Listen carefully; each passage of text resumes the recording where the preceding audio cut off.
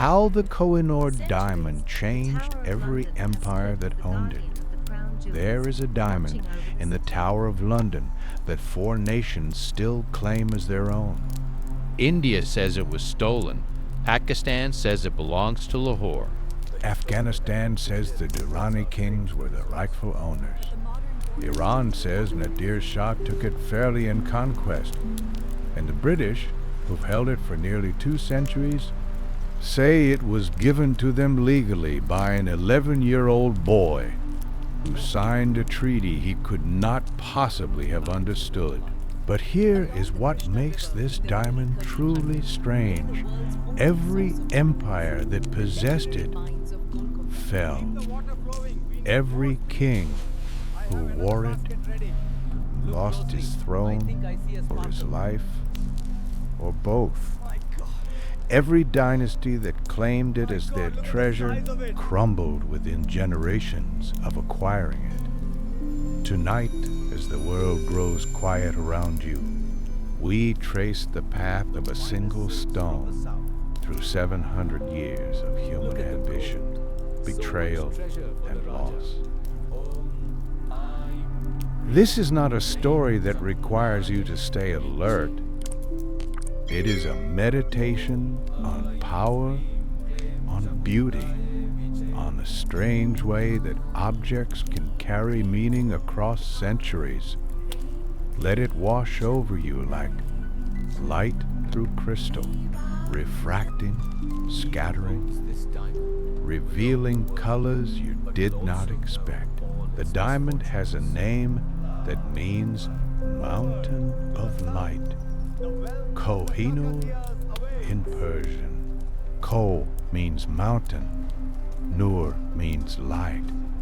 A mountain of light compressed into a stone you could hold in your palm. But for most of its history, it had no name at all. It was simply the diamond, the great diamond. The stone that kings killed for, that empires rose and fell around, that seemed to carry within its crystalline structure something more than carbon atoms arranged in lattice patterns. This treasure is mine now, my Sultan. Something that felt, to those who possessed it, Curse takes you. like destiny itself. Here is what we know about its beginning. Sometime in the early 1300s, perhaps 1306, in the Golconda region of what is now Andhra Pradesh, workers mining the alluvial soils near the Krishna River found something extraordinary. The Kolar mines had been producing diamonds for centuries. This region was, at that time, the only place on Earth where diamonds were commercially mined, before Brazil, before South Africa, before all the great diamond fields of the modern world. There was only Golconda, but this stone was different. The workers who found it, whose names history has not preserved, must have known immediately that they had discovered something significant. The rough stone weighed approximately 793 carats, nearly 159 grams, the size of a small egg, but heavy, dense with the compressed weight of carbon atoms bonded under unimaginable pressure.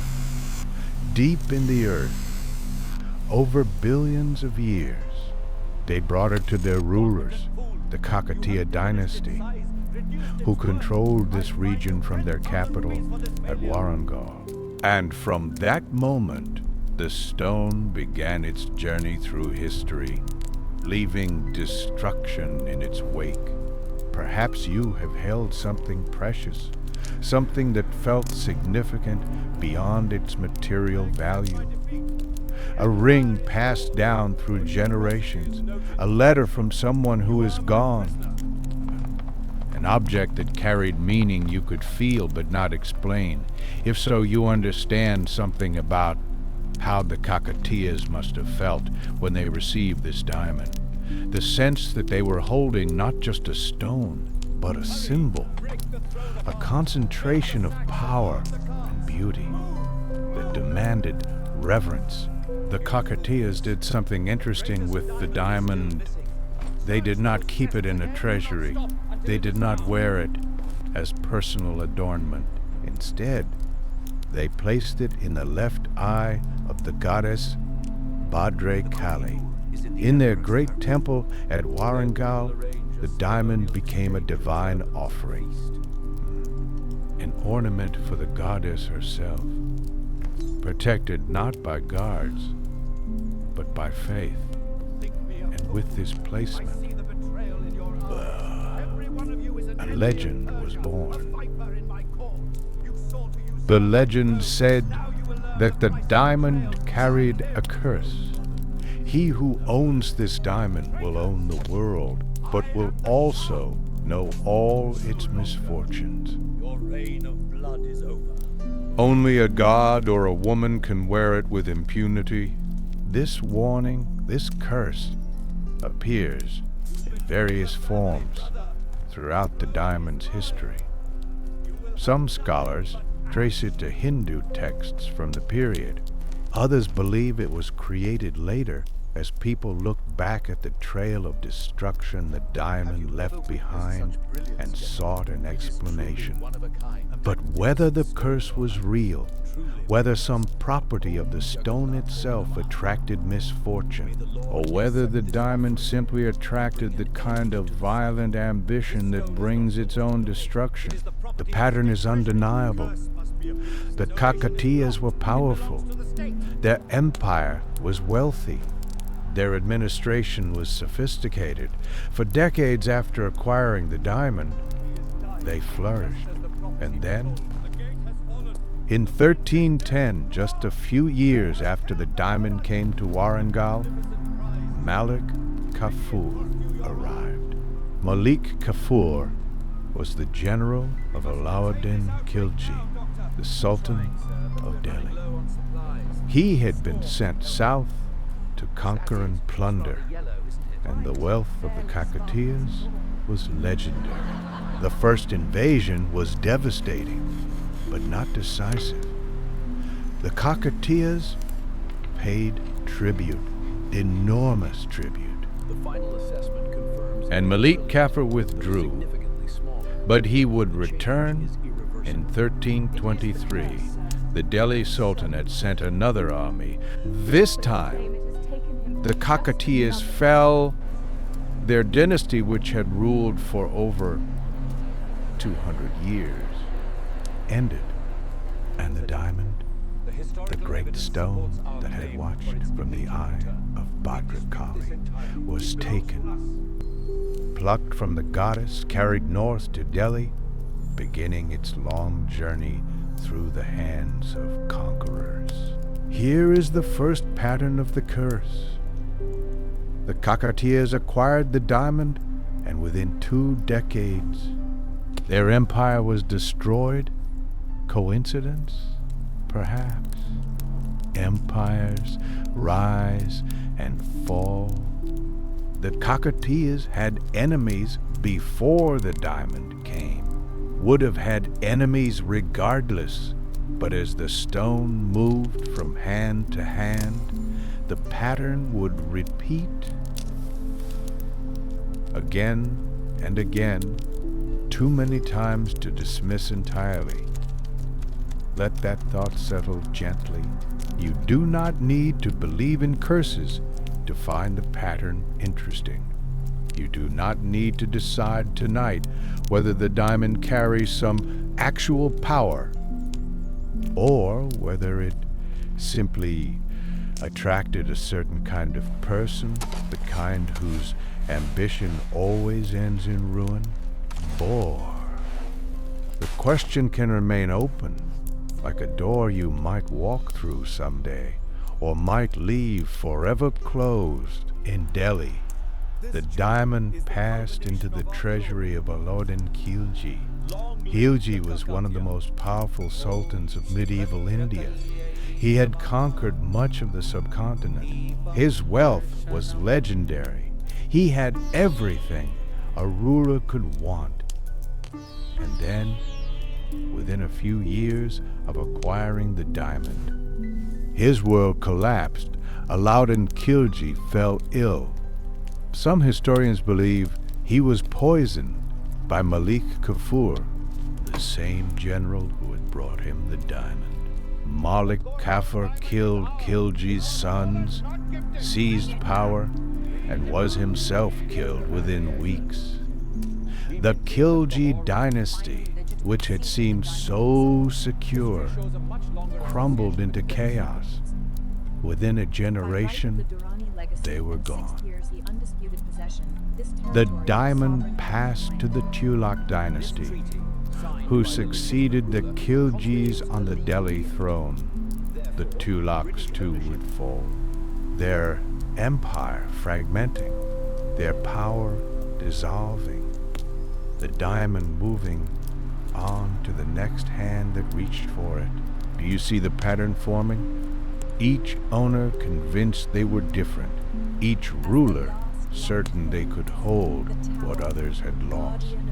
Each dynasty believing the curse was superstition, that their strength would protect them, that they would be the exception. None were. But the diamond's path through the Delhi Sultanate is difficult to trace precisely. Records from this period are incomplete. Wars destroyed archives. Dynasties rose and fell so quickly. The documentation was inconsistent, but we know the diamond remained in the subcontinent, passed from sultan to sultan, from treasury to treasury, accumulating legend with each transfer. And then, in 1526, a new conqueror arrived. Babur came from Central Asia, a descendant of both Timur and Genghis Khan. He had lost his ancestral kingdom of Fergana, had spent years as a wandering prince, had finally carved out a territory in Afghanistan. But Afghanistan was not enough.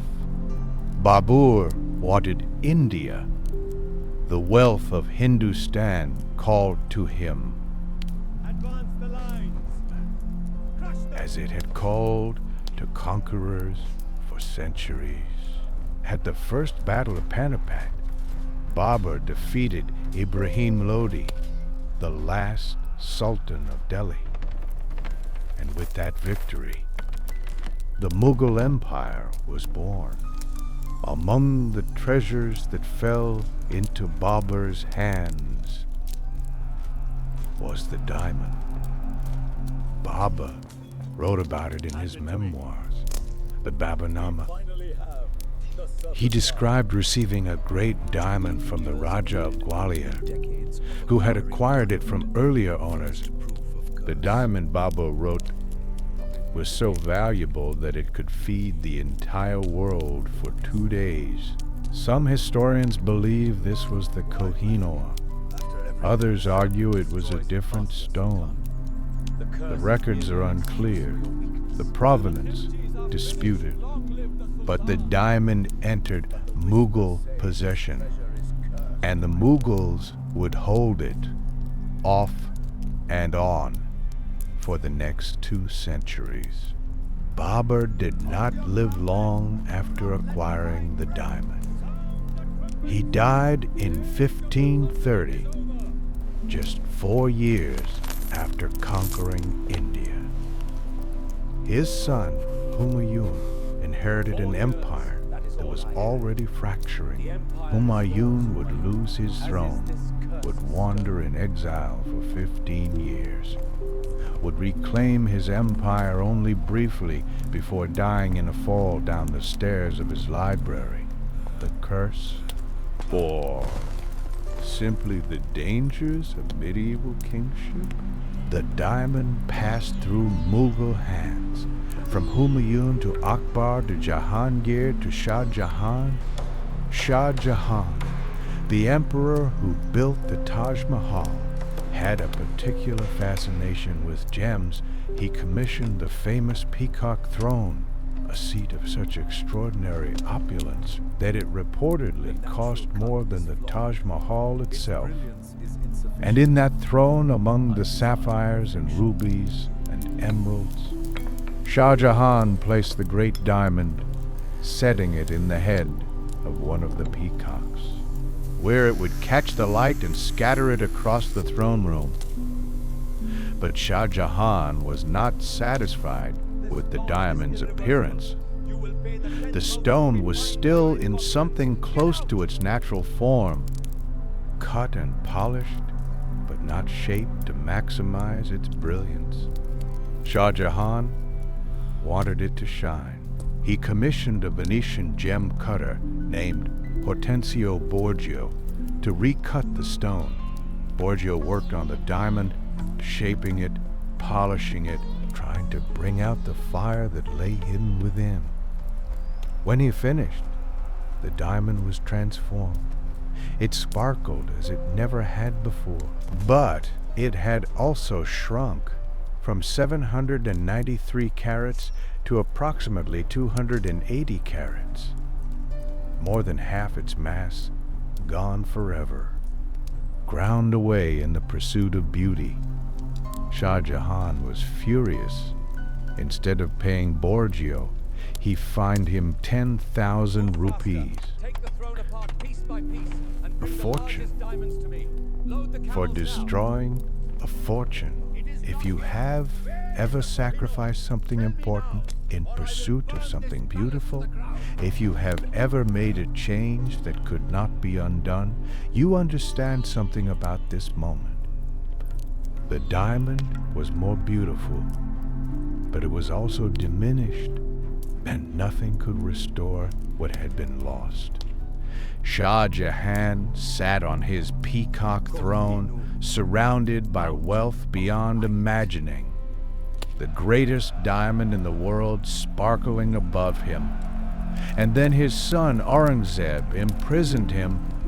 For 8 years, Shah Jahan remained confined in Agra Fort, able to see the Taj Mahal he had built for his beloved wife, but unable to leave, unable to sit on his throne, unable to touch his treasures.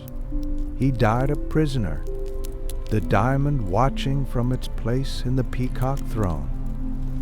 As another son betrayed another father, here is something interesting about Aurangzeb. Unlike his predecessors, Aurangzeb reportedly refused to sit on the peacock throne. He avoided personal contact with the diamond. Some say he was superstitious, aware of the curse, determined to rule without falling under the stone's influence. If so, his strategy worked. Partially, Aurangzeb ruled for nearly 50 years, the longest reign of any Mughal emperor. He expanded the empire to its greatest extent. He outlived almost all of his rivals, but his reign also planted the seeds of Mughal destruction. His religious policies alienated much of the population. His endless wars drained the treasury. When he died, the empire he had expanded began immediately to contract. Perhaps he avoided the personal curse, but the empire itself was not spared. Let your body settle deeper. The diamond has traveled through centuries, through hands that reached for it and hands that released it, willingly or not. The story continues, but it will wait for you, patient as stone, before we follow the diamond's path through human hands. Let us consider what it actually is. A diamond is carbon, the same element that makes coal, the same element that forms the backbone of every living thing, transformed by pressure and time into something extraordinary, deep in the earth, hundreds of kilometers below the surface. where temperatures exceed 1,000 degrees and pressure crushes matter into new forms. Carbon atoms arrange themselves into a lattice structure of remarkable strength and clarity. This process takes billions of years. The diamond that would become the Kohinoor may have begun forming 3 billion years ago, when the Earth itself was young, when the continents had not yet taken their current shapes, when life was nothing more than single cells floating in ancient seas. The forces that bring diamonds to the surface are volcanic. Deep within the Earth, pockets of molten rock called kimberlite form. These magma chambers sit in the deep mantle where diamonds can survive, where the conditions that created them still exist.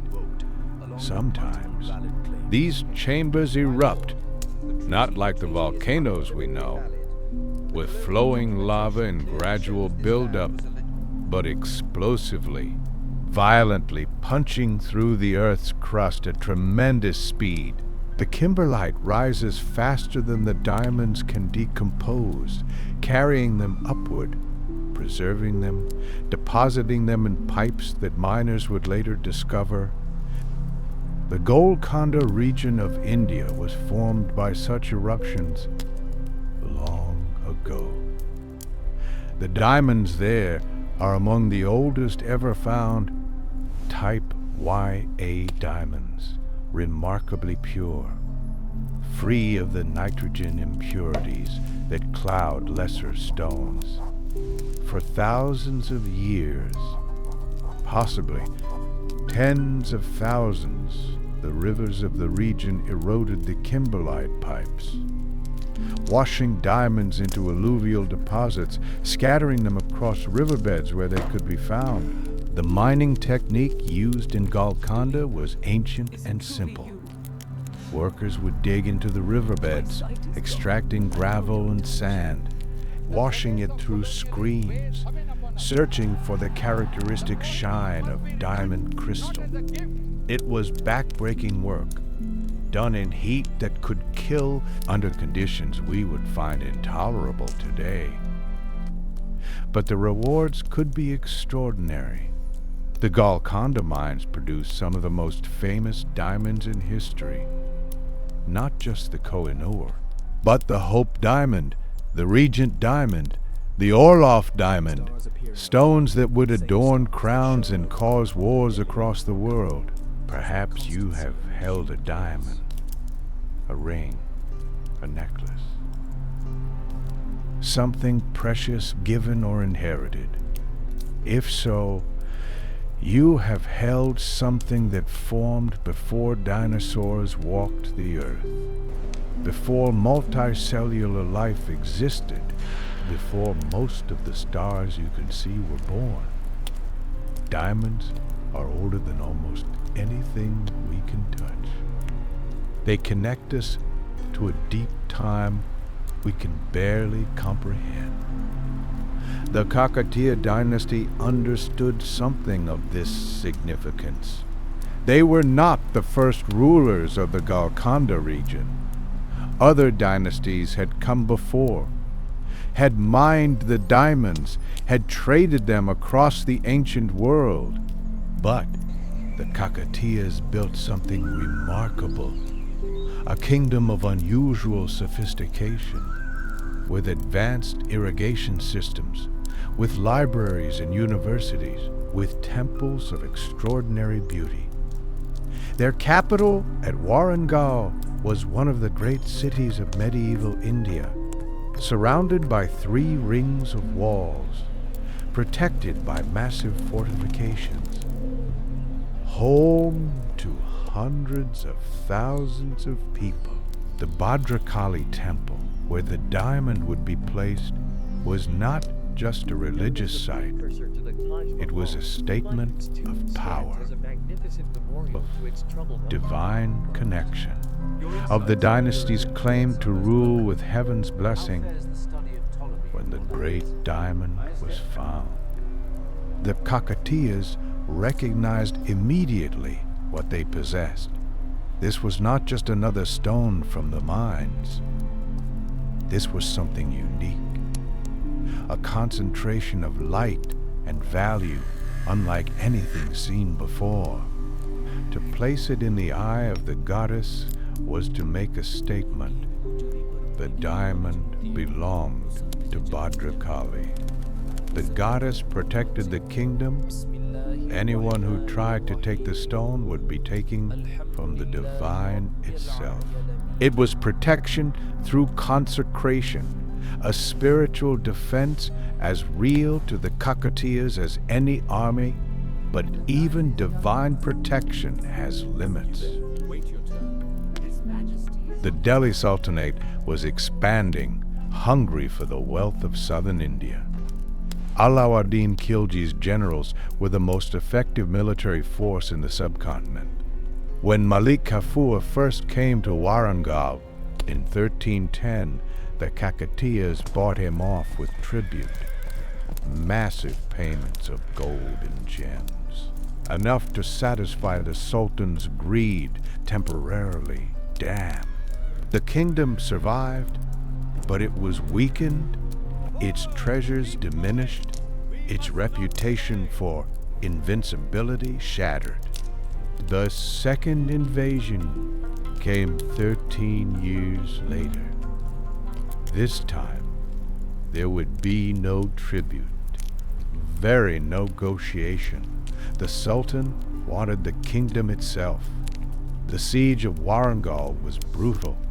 The Kakatiya defenders fought with desperate courage, but they were outmatched, outmaneuvered, betrayed by subordinates who saw the future and chose the winning side. When the city fell, the plundering was systematic. The temples were stripped, the treasuries emptied. Everything valuable was taken, including the great diamond from the eye of Bhadrakali. There is a moment in every fall when what seemed permanent reveals itself as temporary. The Kakatiyas had ruled for over 2 centuries. They had built monuments that would last for millennia. They had created a culture that influenced everything that came after. And then they were gone. The diamond, which had watched from the goddess's eye, now traveled north. To Delhi, to new hands, to new disasters. Let that image rest in your mind, the goddess with the empty eye socket, the temple stripped of its treasures, the city that had flourished for generations, suddenly silent. This is what empire does. This is what ambition creates. Rise and fall. Possession and loss. The endless cycle that the diamond would witness again and again. The nature of diamonds, their hardness, their brilliance, their ability to endure. These qualities made them symbols of permanence in a world where nothing is permanent. Kings who held diamonds believed they held something eternal, something that would outlast their reigns, their dynasties, their very civilizations. And they were right, in a way. Diamond endured. It is still here. It will still be here when the nations that claim it today have become history themselves. But the kings who held it did not endure. Their power was temporary. Their lives were brief. The stone remained, but the hands that held it were always replaced. Perhaps this is what made the diamond seem cursed. Not any supernatural power, but the simple contrast between human impermanence and mineral eternity. The diamond reminded its owners of their mortality. It showed them that nothing they built would last. It reflected their ambition back at them. and showed how small that ambition was compared to deep time, compared to forever. If you have ever contemplated your own impermanence, if you have ever felt small against the vastness of time, you understand something of what the diamond's owners must have felt. The weight of holding something that would outlast them, the strange burden of possessing what cannot truly be possessed. Let that feeling soften now. We are all temporary. This is not tragedy. It is simply truth. The diamond teaches this. And in teaching it, perhaps it offers a kind of peace. We do not need to last forever. We only need to be here now, in this moment, in this darkness before sleep. That is enough. After Aurangzeb's death in 1707, the Mughal Empire began its long decline. Emperor followed emperor, each weaker than the last. The treasury that had seemed inexhaustible was depleted by wars and corruption. The provinces that had submitted to Delhi began to assert independence. By 1739, the emperor in Delhi was Muhammad Shah, called Rangila, the colorful one, for his love of pleasure and entertainment. Muhammad Shah was not a warrior. He was a patron of arts, of music, of poetry. He presided over a court of extraordinary refinement, while the empire crumbled around him. And from the northwest, from Persia, a conqueror was coming. Nadir Shah was perhaps the most brilliant military commander of his age. He had risen from obscurity to unite Persia under his rule. He had defeated the Ottomans. He had conquered Afghanistan. Now he turned his attention to India, to the legendary wealth of the Mughals, to Delhi itself. The Mughal army that met him was larger, but it was poorly led, demoralized. No match for Nadir Shah's disciplined forces. At the Battle of Karnal in February 1739, Nadir Shah destroyed the Mughal army. Muhammad Shah surrendered.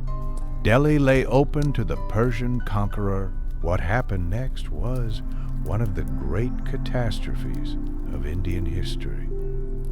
Nadir Shah entered Delhi in triumph. Initially, he seemed inclined toward mercy. He would take tribute, humiliate the Mughals, and return to Persia. But then a rumor spread that Nadir Shah had been killed.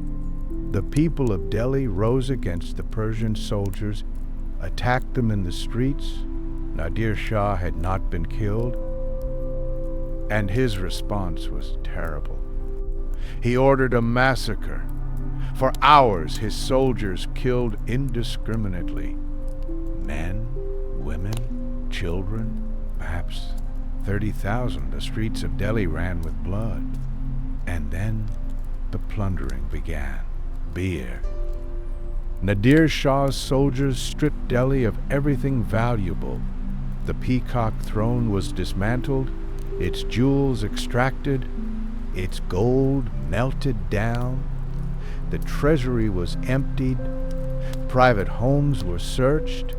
Anyone suspected of hiding wealth was tortured until they revealed their hiding places. It took thousands of elephants, thousands of camels, thousands of horses to carry the loot back to Persia. The wealth that had accumulated in Delhi over centuries, gone in days. But there was one treasure that Nadir Shah could not find. The great diamond, the stone that had been the centerpiece of the peacock throne, was missing. Nadir Shah knew it existed. He had heard the legends. He wanted it. But when he searched the throne's remains, when he examined the treasures his soldiers brought him, the diamond was not there. Muhammad Shah had hidden it. Here is where legend and history intertwine. The story that has been told for nearly 3 centuries says that Muhammad Shah hid the diamond in his turban. The royal turban was sacred, not subject to search. Muhammad Shah believed his treasure would be safe there, but a woman betrayed him. Some accounts say it was a dancing girl in the Mughal court. Others say it was a servant who had been tortured. Someone told Nadir Shah where the diamond was hidden.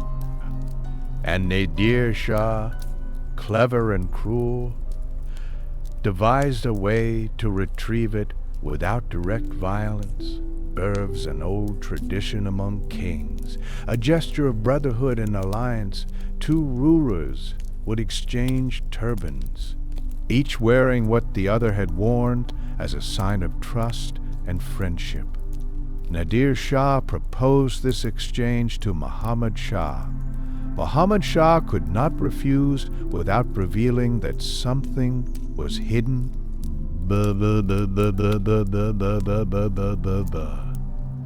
He could not admit to deception. He had no choice. The turbans were exchanged, and as Nadir Shah unwrapped his new turban, the diamond fell. In that moment, according to the legend, Nadir Shah looked at the stone and exclaimed, Koh-i-Noor, mountain of light. And from that day forward, the diamond had a name. Whether this story is precisely true, whether the exclamation happened exactly as described, we cannot know. But we do know that the name Kohinoor first appears in Persian records from this period, and we know that Nadir Shah took the diamond back to Persia with him. For the first time in centuries, the stone left India. If you have ever lost something precious through deception, through a betrayal you did not see coming, you understand something of what Muhammad Shah must have felt. The diamond was gone. The treasure he had tried so desperately to protect. Taken through a trick he could not refuse, he would live another decade. But he was broken, a puppet of those around him, empire a shadow, his glory a memory. The curse had claimed another victim. Nadir Shah carried the diamond back to Persia, to his capital at Mashhad. He had the Kohinoor set in an armband. He wore it proudly. The greatest treasure from the greatest plunder in history. But his triumph was short-lived. Nadir Shah became increasingly unstable after his return from India. The wealth he had seized corrupted his court. The power he had accumulated made him paranoid. He trusted no one, saw enemies everywhere. In 1747, just 8 years after his conquest of Delhi, Nadir Shah was assassinated. His own officers killed him in his tent. Tired of his cruelty, fearful of his madness, they cut him down while he slept. The empire he had built collapsed immediately. His successors fought over the spoils. Persia fragmented into warring factions, and the Koh-i-Noor passed into new hands. Ahmad Shah Abdali was one of Nadir Shah's officers, a young Afghan commander who had served in the Persian army. When Nadir Shah was killed, Ahmad Shah seized what he could and fled eastward. He took the Koh-i-Noor with him. In Afghanistan, Ahmad Shah declared himself king. He founded the Durrani Empire. He became Ahmad Shah Durrani, the father of modern Afghanistan, and for the next 60 years, the Koh-i-Noor would belong to the Afghans. The Afghan period of the Diamond's history is marked by the same pattern we have seen before. Ahmad Shah himself ruled successfully. He'd built an empire. He is remembered as a great leader. But his successors fought amongst themselves, brothers against brothers, sons against fathers. The Durrani dynasty tore itself apart in struggles for the throne, and the Koh-i-Noor was always there, passed from hand to hand as rulers rose and fell. The stories from this period are particularly brutal. Shah Rukh, a grandson of Nadir Shah who still held some Persian territories, was tortured to reveal where he had hidden treasures. Molten lead was poured on his head. He died without giving up all his secrets.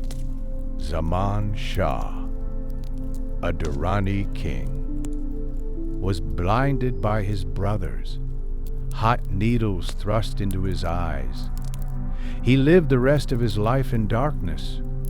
The violence that surrounded the Diamond seemed to intensify with each generation, as if the stone demanded ever greater sacrifices. By the early 1800s, the Koh-i-Noor was in the possession of Shah Shuja Durrani. Shah Shuja had been king, had lost his throne, had wandered in exile. He had one treasure left, the great diamond, which he kept hidden, his last bargaining chip. And in 1813 he found someone willing to bargain. Maharaja Ranjit Singh was the most powerful ruler in northern India. He had united the Sikh confederacies. He had built an empire in the Punjab.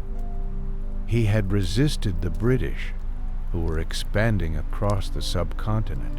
He was called the Lion of Punjab, a man of extraordinary ability and ambition. And he wanted the Kohinoor. Shah Shuja came to Ranjit Singh, seeking refuge. His enemies were closing in. He needed protection. Ranjit Singh offered it. In exchange for the diamond, the negotiations were difficult. Shah Shuja's wife, Wafa Begum, tried to describe the diamond's value to convince Ranjit Singh the trade was fair. If a strong man threw a stone in each of the 4 directions, she said, and one stone into the sky, and the space enclosed by those 5 stones were filled with gold, even that would not equal the value of the Kohinoor Saranya. The deal was made. Shah Shuja and his family received protection. Ranjit Singh received the diamond. But Shah Shuja did not surrender the diamond easily. Even after agreeing to the exchange, he delayed, made excuses, claimed the diamond was lost, perhaps hoping to escape with it after all. Ranjit Singh was patient for a while. Then he placed Shah Shuja under house arrest, threatened his family, made clear that the diamond would be surrendered, one way or another. In October 1813, Shah Shuja finally handed over the Kohinoor. The diamond had returned to India. Now it belonged to the Sikhs. Ranjit Singh loved the Kohinoor. He had it set in an armband, which he wore on his bicep. He displayed it proudly, showed it to visitors, took pleasure in owning the most famous jewel in the world. British officers who visited his court wrote accounts of seeing the diamond, basing of Ranjit Singh's obvious pride in possessing it. One officer wrote that Ranjit Singh would sometimes tie the diamond on his horse just to show that even his horse could wear what emperors had killed for. Under Ranjit Singh, the Sikh Empire flourished. He was a brilliant administrator, a capable general, a ruler who inspired loyalty and commanded respect. He held his empire together through force of personality as much as force of arms, but he could not live forever. In 1839, Ranjit Singh fell gravely ill. As death approached, he began making arrangements. He donated extensively to temples, he gave away treasures to holy men and priests, and he expressed his wish that the Koh-i-Noor should be donated to the temple of Jagannath at Puri, one of the holiest sites in Hinduism, a fitting resting place for a stone that had once adorned a goddess. But his officials objected. The treasurer Biliram argued that the Kohinoor was state property, not the personal possession of the Maharaja. It could not simply be given away. It belonged to the Sikh Empire. Before the matter could be resolved, Ranjit Singh died. The diamond remained in Lahore, and the Sikh Empire began to crumble. Perhaps you have seen something similar. An organization or a family that functioned only because of one extraordinary person. When that person is gone, the structure they held together falls apart. Ranjit Singh was that kind of leader. Everything depended on him, and when he died, there was no one who could take his place. What followed was a nightmare of succession. Ranjit Singh's son Karak Singh became Maharaja. He was slowly poisoned, dying. In 1840, his successor Naunihal Singh ruled for a single day. On his way back from his father's funeral, a gate collapsed on him. He died of his injuries.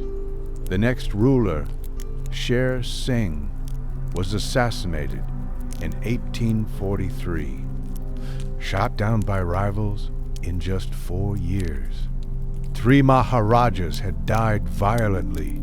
The court was consumed by intrigue and murder. The empire that Ranjit Singh had built was tearing itself apart. Big. And the British were watching, seemed to accelerate after Ranjit Singh's death. Each owner died violently. Each successor fell more quickly than the last. The pattern that had played out over centuries was now compressed into years. Until finally, only 2 members of Ranjit Singh's family remained. A young widow, Maharani Jind Kaur, Pushi, and her son, Duleep Singh, who was 5 years old. In 1843, this 5-year-old child was crowned Maharaja of the Sikh Empire. His mother served as regent, but real power was fragmenting. Court factions competed for control. The army grew restless. The empire that had resisted the British for decades was suddenly vulnerable. The British East India Company saw their opportunity.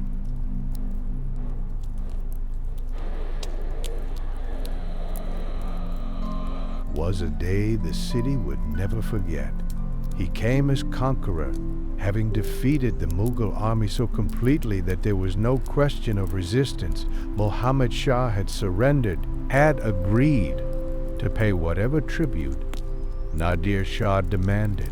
For the first few days, there was an uneasy peace. Nadir Shah's soldiers camped in and around the city. They took what they wanted, but there was no systematic violence. The people of Delhi hoped the storm would pass, that the Persians would take their loot and leave. Then the rumor spread. Someone said Nadir Shah had been killed. Perhaps a murder attempt had failed. Perhaps someone had only heard a commotion and invented a story.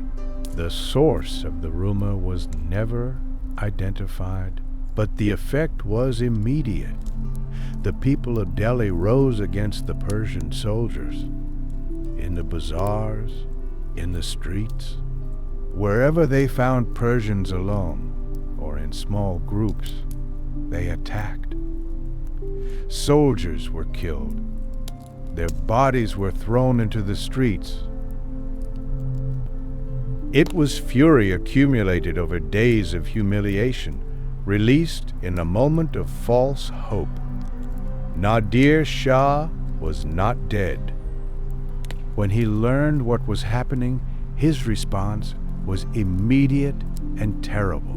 He rode through the city to a mosque near the Suneri Masjid. He sat on the roof where everyone could see him, where he could see everything, and he drew his sword. That drawn sword was a signal understood by every Persian soldier. Kill. For hours, the massacre continued. The soldiers moved through the streets systematically. No one was spared. Men were cut down where they stood. Women were killed or taken. Children were slaughtered. The rivers of Delhi ran red, literally. The drains clogged with bodies. The streets became impassable. Accounts of the death toll vary. Some historians say 20,000 died. Some say 30,000. Some say more. What is certain is that an entire district of Delhi, one of the greatest cities in the world, was depopulated in a single day. Bah! Muhammad Shah went to Nadir Shah. He prostrated himself. He begged for mercy. He offered anything, everything, if only the killing would stop. Nadir Shah looked at the broken emperor, and he sheathed his sword. The massacre ended as suddenly as it had begun, but the plundering had only just started. For weeks, Nadir Shah's men stripped Delhi of everything valuable. The treasury was emptied, the royal jewels were taken. The peacock throne was dismantled. Private homes were searched. Merchants were tortured to reveal hidden wealth. The scale of the plunder was unprecedented. It took thousands of animals to carry the loot back to Persia. The wealth that the Mughals had accumulated over 2 centuries gone in a matter of weeks. But Nadir Shah was not satisfied. He had heard of the diamond, the great stone that had been the eye of the peacock throne. But when he searched the throne's remains, when he examined the treasures his soldiers brought him, the diamond was not there. Muhammad Shah was hiding it, the last treasure of the Mughals concealed in his turban. The story of the turban exchange may be legend, or it may be truth embellished. What is certain is that Nadir Shah obtained the diamond, that he took it with him when he finally left Delhi, that he wore it proudly, proof of his supremacy over the Mughals, and that he named it Koh-i-Noor, Mountain of Light. Nadir Shah returned to Persia a changed man. The wealth he had seized made him the richest ruler in the world. But it also changed something inside him, made him paranoid, cruel, unstable. He saw enemies everywhere. He suspected his own sons of plotting against him. He ordered his eldest son blinded, then descended into fits of remorse and rage. The man who had been a brilliant general, a unifier of Persia, became a tyrant who terrified his own court. Some said it was the diamond, that the curse had attached itself to him, that the wealth of Delhi carried the weight of all those murdered souls, that owning what had belonged to others brought their misfortune onto you. Others said it was simply power, too much power, unchecked by any constraint, corrupting a man who had once been admirable. In 1747, 8 years after his triumph at Delhi, Nadir Shah was assassinated.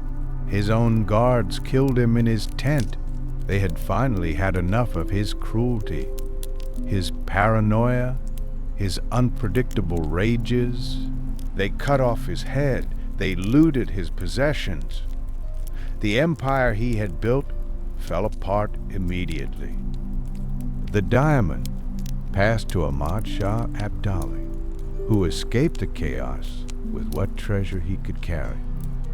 In Afghanistan, Ahmad Shah built a new kingdom, founded a dynasty, tried to create something permanent. But the pattern would continue. His successors would fight, would blind and kill each other, would pass the diamond from hand to bloody hand. If you have ever wondered whether violence corrupts those who commit it, the story of Nadir Shah suggests it does. He came to Delhi as a conqueror. He ordered a massacre, he took everything of value, and he returned home hollowed out, unable to trust anyone, unable to find peace. The diamond did not cause this, the violence did. But the diamond became a symbol of it, a crystalline reminder of what was done to obtain it. Every owner after Nadir Shah held something stained. Not literally. The diamond was cleaned and polished, physically pristine. But metaphorically, symbolically, the massacre of Delhi clung to it. Part of its history now, part of what the stone represented. Let that weight settle for a moment. But then release it. The dead of Delhi are beyond our help. The violence of the past cannot be undone. What remains is only the story, the warning, the reflection on what humans do to each other in pursuit of power and wealth. The diamond carries this story, whether we like it or not, whether we remember or forget. It is there, in the facets, in the light, in everything the stone has witnessed. The Afghan period of the diamond's history is among the darkest. Ahmad Shah Durrani founded his empire on the chaos of Nadir Shah's death. He was young, ambitious, skilled in war.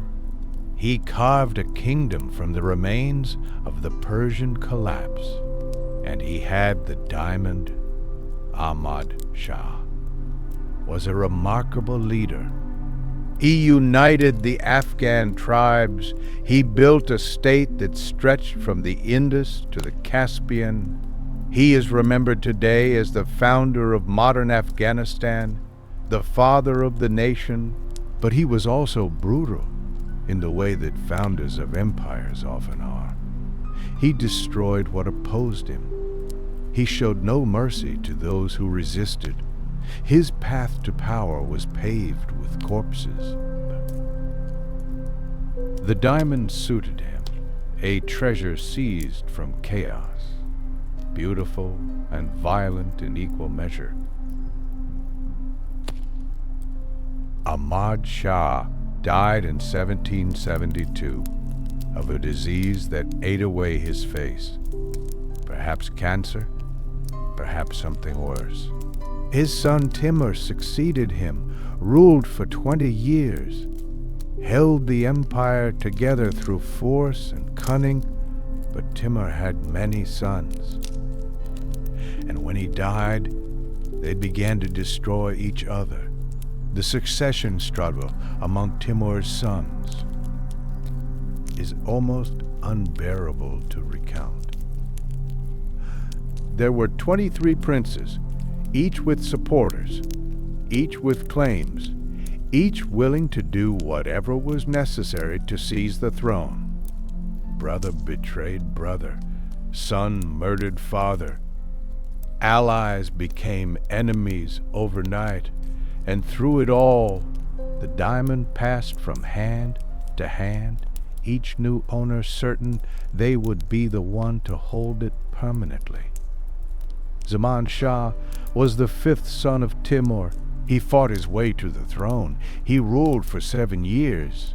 Then his brother Mahmud seized him and had him blinded, not with hot irons, which would have been quick, but with needles driven slowly into his eyes, prolonging the agony. Zaman Shah lived the rest of his life in darkness, his throne taken, his sight destroyed, his power gone. Mahmud ruled briefly, then was overthrown by another brother, Shah Shuja. Shah Shuja would himself be overthrown, would wander in exile, would eventually bring the diamond to Ranjit Singh. But before that, he participated in the same violence that had blinded his brothers. The cruelty of this period seems almost incomprehensible. These were not strangers killing each other. They were brothers. They had grown up together, played together as children, shared a father and often a mother. And yet they tortured each other, blinded each other, killed each other, without apparent remorse. Was this the curse at work? Did the diamond somehow corrupt those who possessed it, turning family love into murderous hatred? Or was this simply what succession struggles looked like in that time and place? The diamond irrelevant, just another treasure that ambitious men fought over. Perhaps both are true. The violence was endemic to the period. Bud, to the nature of absolute power contested by multiple claimants, but the diamond intensified the struggle, made the stakes higher, made the prize seem worth any price. When you fight for a kingdom, you fight for power and wealth. When you fight for a kingdom that holds the Koh-i-Noor, you fight for something that feels like destiny itself. Shah Shuja fled west with the diamond. He tried to rebuild, tried to find allies, tried to reclaim his throne, but the enemies were too many, the resources too few. The curse, if curse there was, too strong.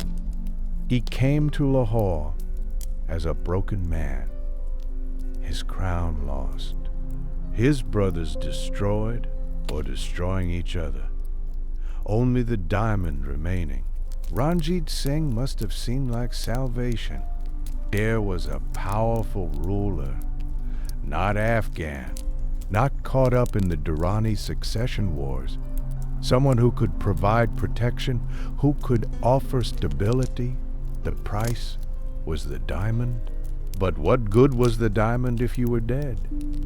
Shah Shuja agreed to the exchange, then tried to avoid it, then was compelled to complete it, and the diamond moved on to the last Asian rulers who would possess it. The Afghan period lasted about 60 years. In that time, the diamond witnessed horrors that rival anything in its earlier history. Brothers blinding brothers, kings rising and falling in months, violence without end. When it finally left Afghan hands, the Durrani dynasty was broken. The empire Ahmad Shah had built was fragmenting. Afghanistan was beginning the long decline into the chaos that continues to this day. Was this the diamond's doing? Course not. Gemstones cannot cause political collapse. The Durrani decline had many causes, none of them crystalline. But the diamond was there. It witnessed everything. It passed through the hands that committed the violence. It absorbed the meaning of those terrible years. Today, Afghanistan is one of the countries that claims the diamond. That the stone should return to Kabul. That Afghan heritage includes this treasure from their imperial past. But the irony is bitter. The diamond brought the Durranis nothing but suffering. Every generation that held it was destroyed by the struggle to keep it. To bring it back would be to recover a symbol of self-destruction. But heritage is not about what was good. It is about what was ours. And, for better or worse, the Koh-i-Noor was theirs. For 60 blood-soaked years. Let the violence of that period fade now. The brothers are dust. Their kingdoms are gone. The blindings and murders are history. What remains is the diamond and the warning it carries about what power does to those who seek it, about what treasures cost those who possess them. Bugs understood gems differently than we do.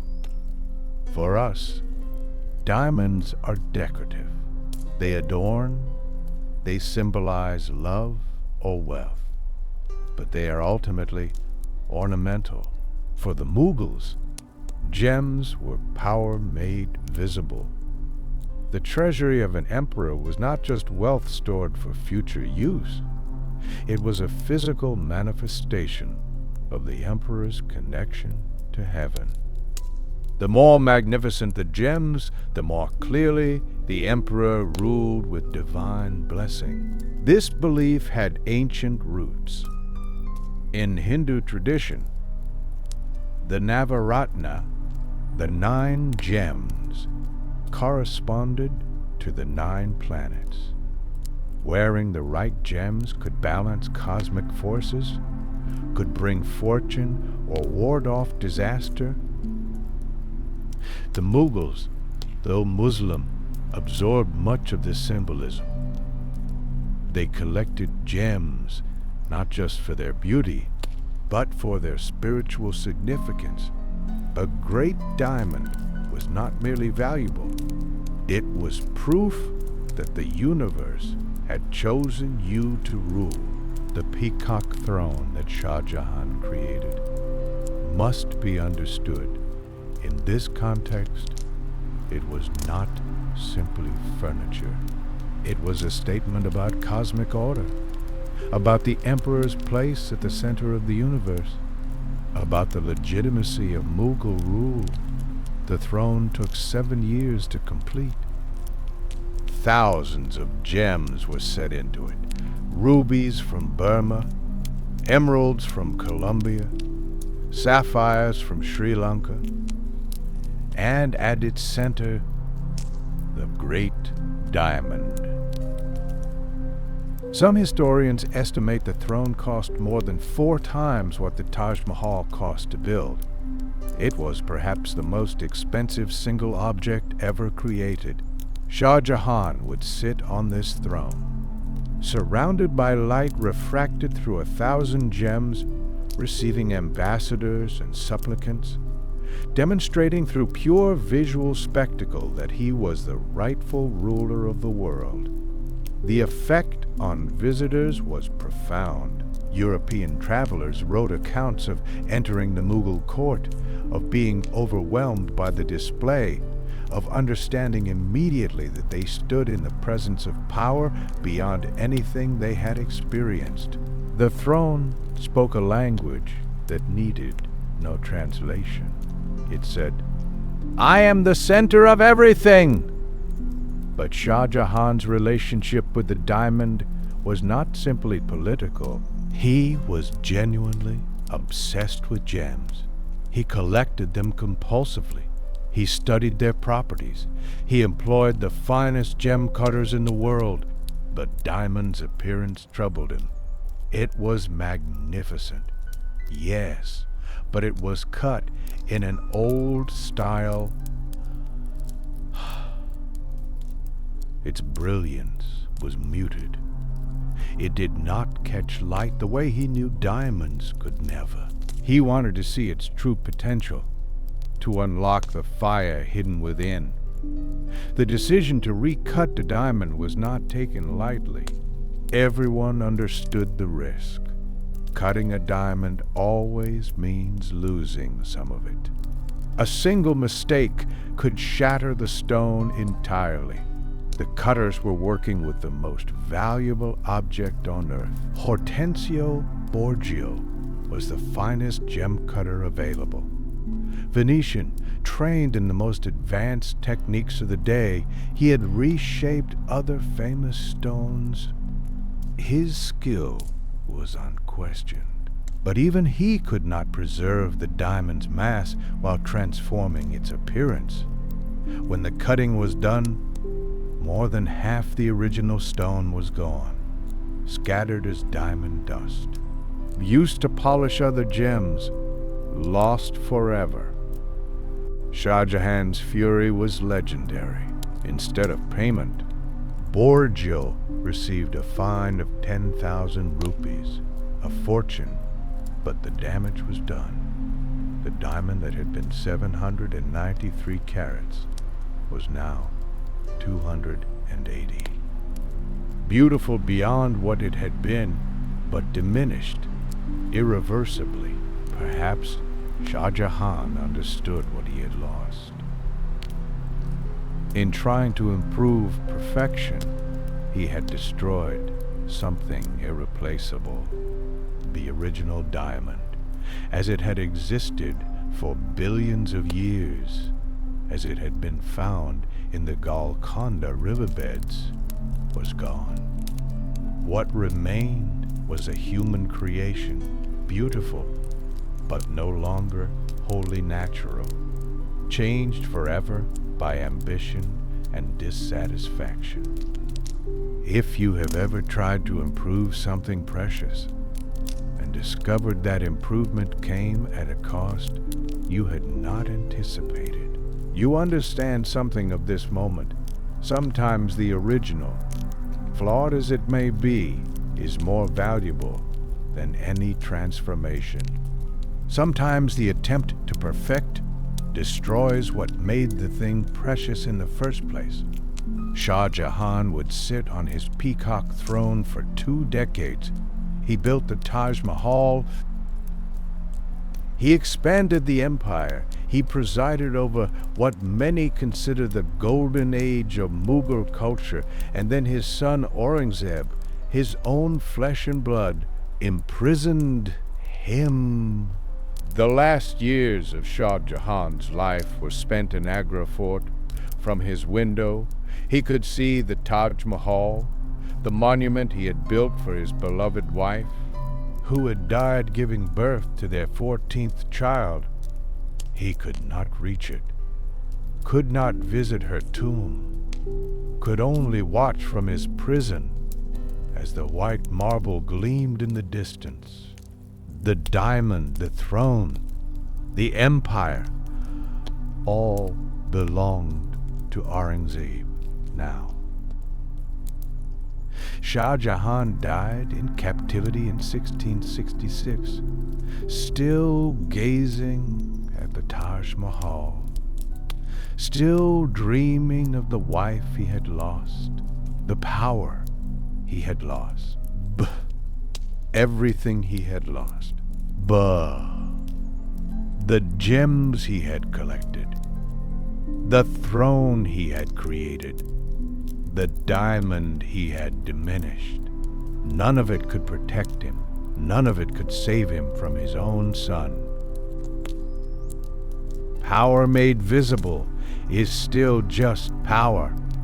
And power, as the diamond story shows us, is always temporary.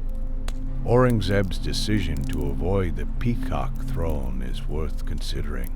Unlike his predecessors, he did not display himself amid the jewels. He lived austerely, simply. He copied the Quran by hand to earn his own living, even while ruling the largest empire in Indian history. Some say he feared the curse of the diamond, that he had seen what happened to those who possessed it and chose to rule without its influence. Others say he was simply a different kind of ruler, one who found display distasteful, who preferred power exercised quietly rather than exhibited. Whatever his reasons, Aurangzeb reigned for nearly 50 years.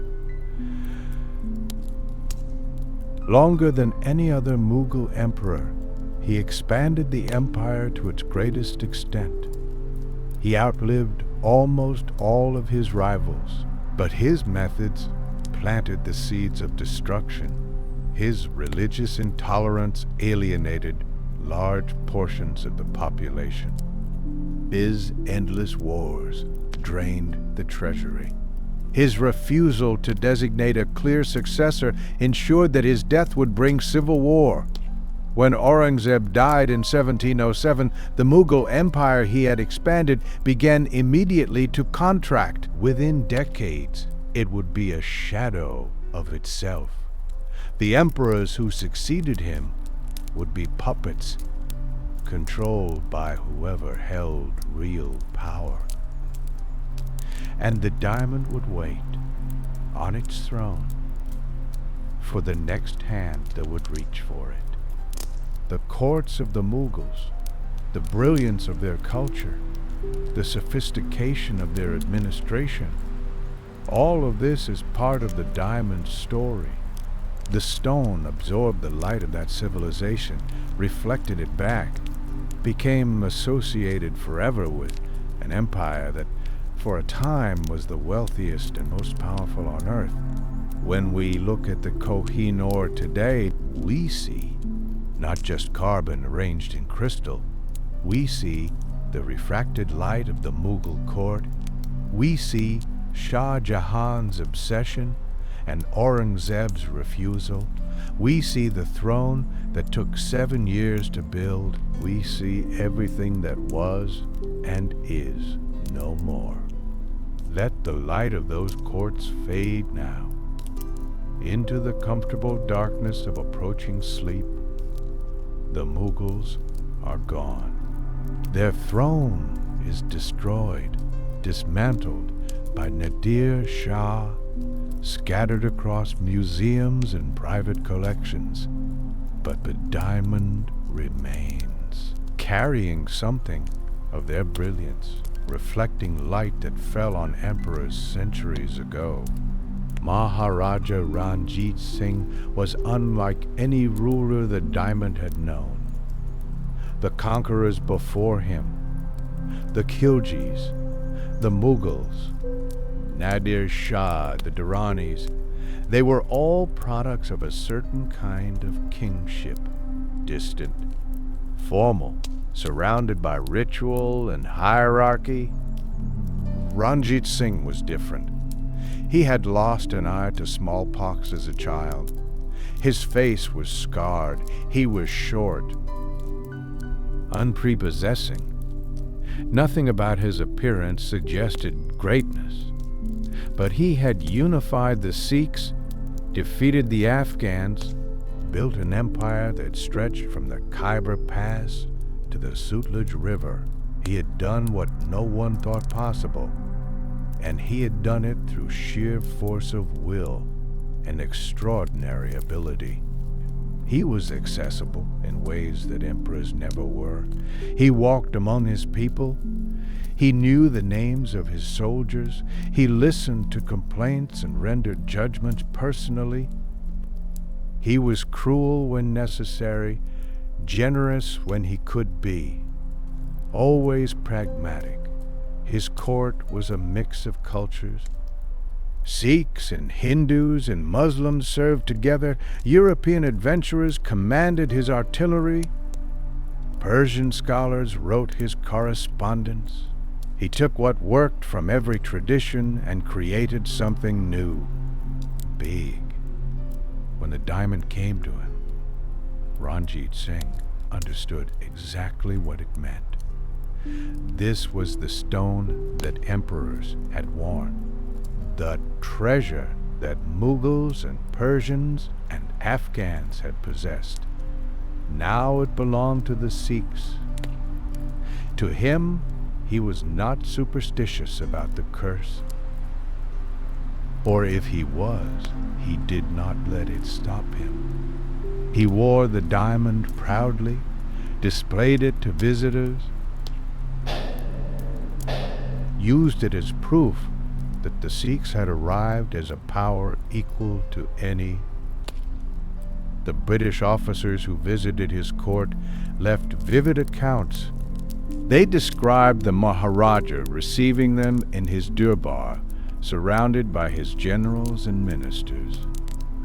The diamond glinting on his arm, he would show them the stone, turn it in the light, let them hold it. Sometimes he would tie it to his horse or place it on an elephant, just to demonstrate that he was wealthy enough to treat the most precious thing on earth as a toy. There was humor in this, and also defiance. He was showing the British that he feared nothing, that he possessed what their queen would later covet, that the Sikhs were masters of their own destiny. If you have ever met someone whose physical presence did not match their power, someone who commanded attention not through appearance but through pure force of personality, you understand something of Ranjit Singh. He was not impressive to look at, but he was impossible to ignore. The diamond recognized a worthy owner, or perhaps it created one. Or perhaps the ownership was always mutual. The Sikh Empire under Ranjit Singh was remarkable. It was secular in a time of religious conflict. Whole faiths were respected. Temples and mosques and gurdwaras stood together. The administration was efficient and largely just. The army was modern, trained by European officers, equipped with the latest weapons. It was the only indigenous force in India that the British feared. And at the center of it all, the one-eyed Maharaja, wearing the diamond that empires had fought for, ruling with ability that his enemies could not match. But Ranjit Singh knew he was mortal as he aged, as illness began to claim him. He thought about the future. He had sons, but none of them had his ability. The generals who had served him loyally might not serve each other. The empire he had built was held together by his personality. When that was gone, he began to consider what to do with the diamond. The idea of donating it to Jagannath Temple was more than religious piety. By giving the diamond to a god, Ranjit Singh would remove it from the succession struggles he foresaw. No prince could claim it, no general could seize it. It would belong to the divine, as it had once belonged to Bhadrakali. Perhaps he also thought of the curse. Perhaps he believed that returning the diamond to divine ownership would break whatever pattern of destruction it carried. Or perhaps he simply understood that nothing he possessed, nothing anyone possessed, was truly theirs, and the best way to hold something was to release it. But his officials objected. Beli Ram, the treasurer, argued that the diamond was state property. It belonged to the Sikh Empire, not to the Maharaja personally. It could not be given away like a personal trinket. The argument is interesting because it raises questions about ownership that still echo today. Did Ranjit Singh own the diamond? Or did the diamond belong to the state he ruled? And if the state owned it, who could decide what to do with it? The debate was not resolved before Ranjit Singh died. His death came on June 27, 1839. The man who had built an empire from nothing, who had united the Sikhs and defeated the Afghans, who had worn the diamond proudly on his arm, was gone. The pyre was enormous. 4 of his wives committed sati, burning themselves on his funeral fire. 7 slave girls joined them. It was a death appropriate to his life. Excessive, dramatic, surrounded by those who had served him. Diamond did not burn with him. It remained, passing to the hands that reached for it, into the chaos that followed. The speed of the collapse was shocking. Within 4 years, 3 of his successors had died violently. Karak Singh, his son and first successor, was poisoned. Slowly, his health declining over months until death claimed him. Now Nihal Singh, Karak's son, ruled for a single day. A gate collapsed on him as he returned from his father's funeral. Whether by accident or design, he died of his injuries. Bear. Pra.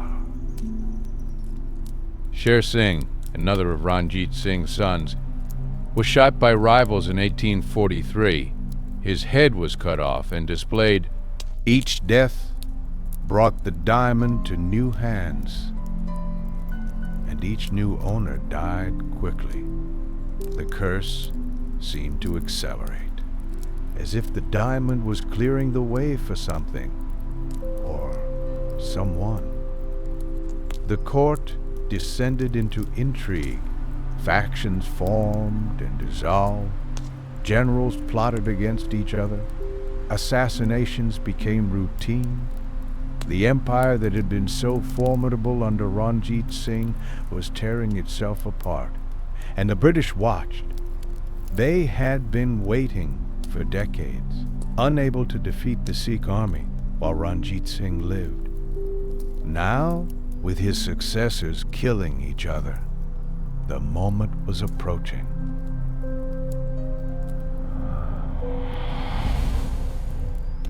Maharani Jind Kaur, the mother of the 5-year-old heir, tried to hold the empire together. She was young, beautiful,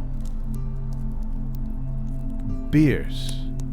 She rallied support among those who remained loyal. She fought against the factions that threatened her son. But she was also a woman in a world that did not trust women with power. Her enemies spread rumors about her character. Her allies were killed or driven away. When war came with the British, she could not prevent the betrayals that destroyed the Sikh army. The Anglo-Sikh wars were decided not on the battlefield, but in the minds of men who chose treachery over loyalty. Generals who had sworn to defend the Khalsa, the Sikh nation, instead gave information to the British, led their troops into traps, surrendered positions that could have been held. The reasons were various. Some had been bribed, some feared the British were inevitable and sought to be on the winning side. Some had old grievances against the royal family. The Sikh soldiers, the common men who believed in their cause, fought with extraordinary courage. But courage cannot overcome betrayal from within. By 1849, it was over. The Sikh Empire, which had resisted the British longer than any other power in India, was annexed. Maharani Jind Kaur was separated from her son, imprisoned, exiled. She would spend years trying to see him again. And when she finally did, they had both been transformed by suffering. And the diamond, which Ranjit Singh had worn with such pride, passed to the British, signed over by a child who had no choice. Let that loss settle in you. As sleep approaches, the Sikhs have not forgotten. They still speak of Ranjit Singh, still honor his memory, still feel the weight of what was taken. Diamond carries that weight too. One more layer of meaning, one more story of possession and dispossession. The Anglo-Sikh wars were devastating. In 1845, the British attacked. The Sikh army, once the most formidable in India, was betrayed by its own commanders. Generals who had been bribed by the British gave wrong orders, led their troops into traps, surrendered positions that could have been held. The First War ended in 1846 with the Treaty of Lahore. The Sikh Empire lost territory, lost independence, lost everything but the pretense of sovereignty. But the British were not finished. In 1848, war resumed. This time, the British were determined to end Sikh power completely. At the battles of Chilianwala and Gujarat, the remaining Sikh resistance was crushed. Lahore fell. The empire that Ranjit Singh had built was no more. And the Governor-General of India, Lord Dalhousie, turned his attention to the treasures of the Punjab. Dalhousie was a collector of territories and a collector of their valuables. He had already added several Indian states to the British Empire. He was systematic, efficient, utterly convinced that British rule was a blessing to the conquered, and he wanted the Koh-i-Noor. The Treaty of Lahore in 1849 was a remarkable document. It stripped the Sikh Empire of everything: territory, army, sovereignty, and it included a specific clause about the diamond Article 3 stated that the gem called the Koh-i-Noor, which was taken from Shah Shuja al-Mulk by Maharaja Ranjit Singh, shall be surrendered by the Maharaja of Lahore to the Queen of England. The Maharaja in question was Duleep Singh, who was now 11 years old, an 11-year-old boy forced to sign away a diamond that had destroyed empires to a queen he had never met in a country he had never seen. If you have ever felt powerless against forces larger than yourself, if you have ever been compelled to agree to something you had no power to refuse, you understand something of what Duleep Singh must have experienced. He was a child. His mother had been imprisoned by the British, separated from him, declared unfit to raise her own son. He was surrounded by British officials who controlled every aspect of his life. What choice did he have? The British later claimed the diamond was given freely, a gift from a grateful ally, legal transfer of property. But a child cannot legally transfer property. A coerced signature is not consent.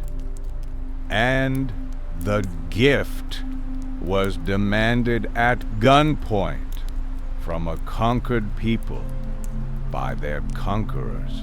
This legal fiction would matter. Decades later, when India began asking for the diamond's return, on December 7th, 1849, a formal ceremony was held in Lahore. Duleep Singh, dressed in his royal finery, handed over the Kohinoor to the British, the diamond that had adorned goddesses and emperors, that had been seized by conquerors and hidden in turbans, that had cost countless lives and destroyed countless dynasties. Now it belonged to Queen Victoria. Getting the diamond to England was an adventure in itself. The Kohinoor was packed in a small box, locked with 2 keys held by different officers, placed aboard the HMS Medea, bound for Portsmouth. But the voyage was troubled. Cholera broke out on the ship, killing crew members. The vessel was delayed at Mauritius for weeks. Storms battered it in the Atlantic. Some saw these misfortunes as the curse at work. The diamond resisting its journey, bringing disaster to those who carried it. On July 2nd, 1850, the ship finally reached England. On that same day, as if to confirm the curse, Britain's Prime Minister Robert Peel fell from his horse and was fatally injured. He died 3 days later. Coincidence?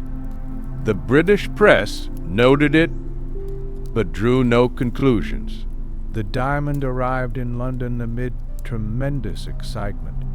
Stories of the Koh-i-Noor had appeared in British newspapers for years.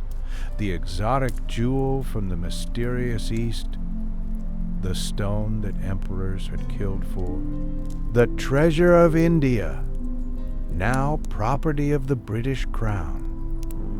Queen Victoria was eager to see it, but when she received the diamond on July 3rd, 1850, she was already marked by misfortune. A man had attacked her carriage the day before, striking her with an iron rod, leaving her with a black eye and bruises. She received the most famous diamond in the world, with her face swollen from assault. And then came the disappointment. The British public had expected something spectacular, a stone that would blaze with light, that would obviously justify the legends, Ev. Instead, they saw a somewhat dull, yellowish crystal, cut in an old style that did not maximize brilliance. The Times newspaper reported the public's confusion. People could not understand why nations had fought over this ordinary-looking stone. Prince Albert, Queen Victoria's husband, decided something had to be done. In 1852, the Koh-i-Noor was recut.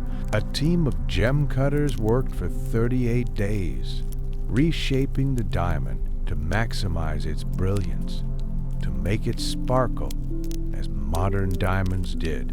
The process was supervised by Prince Albert himself, who reportedly spent hours watching the work. When it was finished, the diamond was transformed. It caught light beautifully. It sparkled and flashed as never before. But it had shrunk again from 280 carats after Shah Jahan's cut to just 105.6 carats, about the size of a small hen's egg. Less than a quarter of its original weight. Each transformation had diminished it. Each attempt to improve had cost irreplaceable mass cause.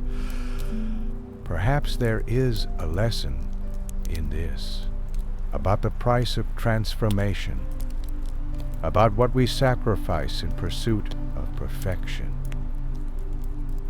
The diamond was more beautiful than ever, but so much of what it had been was gone forever. Queen Victoria wore the Koh-i-Noor as a brooch.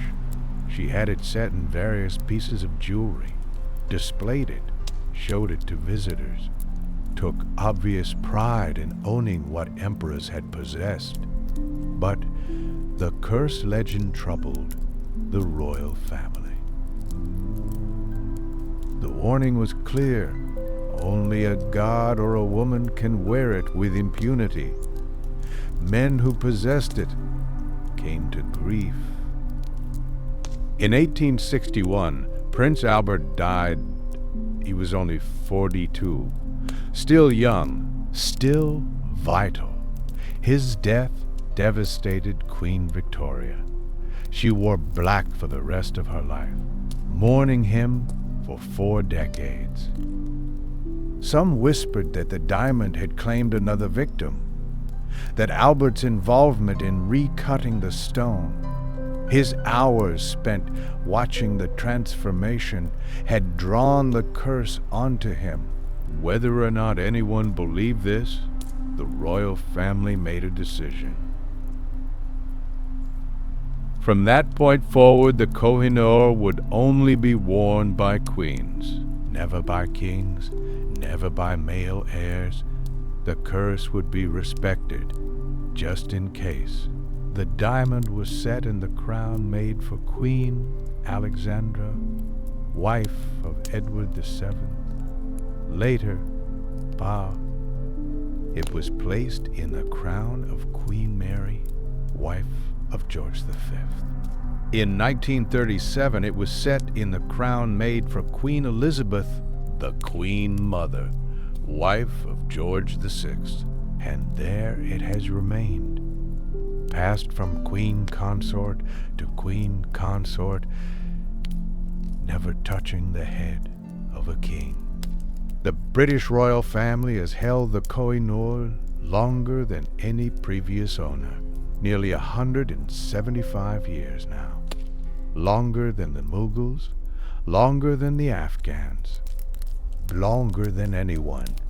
And during that time, the British Empire has declined from its greatest extent to a small island nation.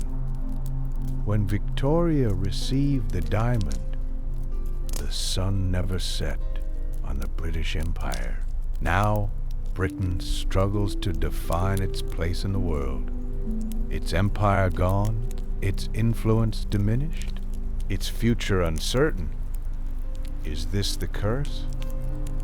Or simply the natural arc of empire, rising and falling as all empires do?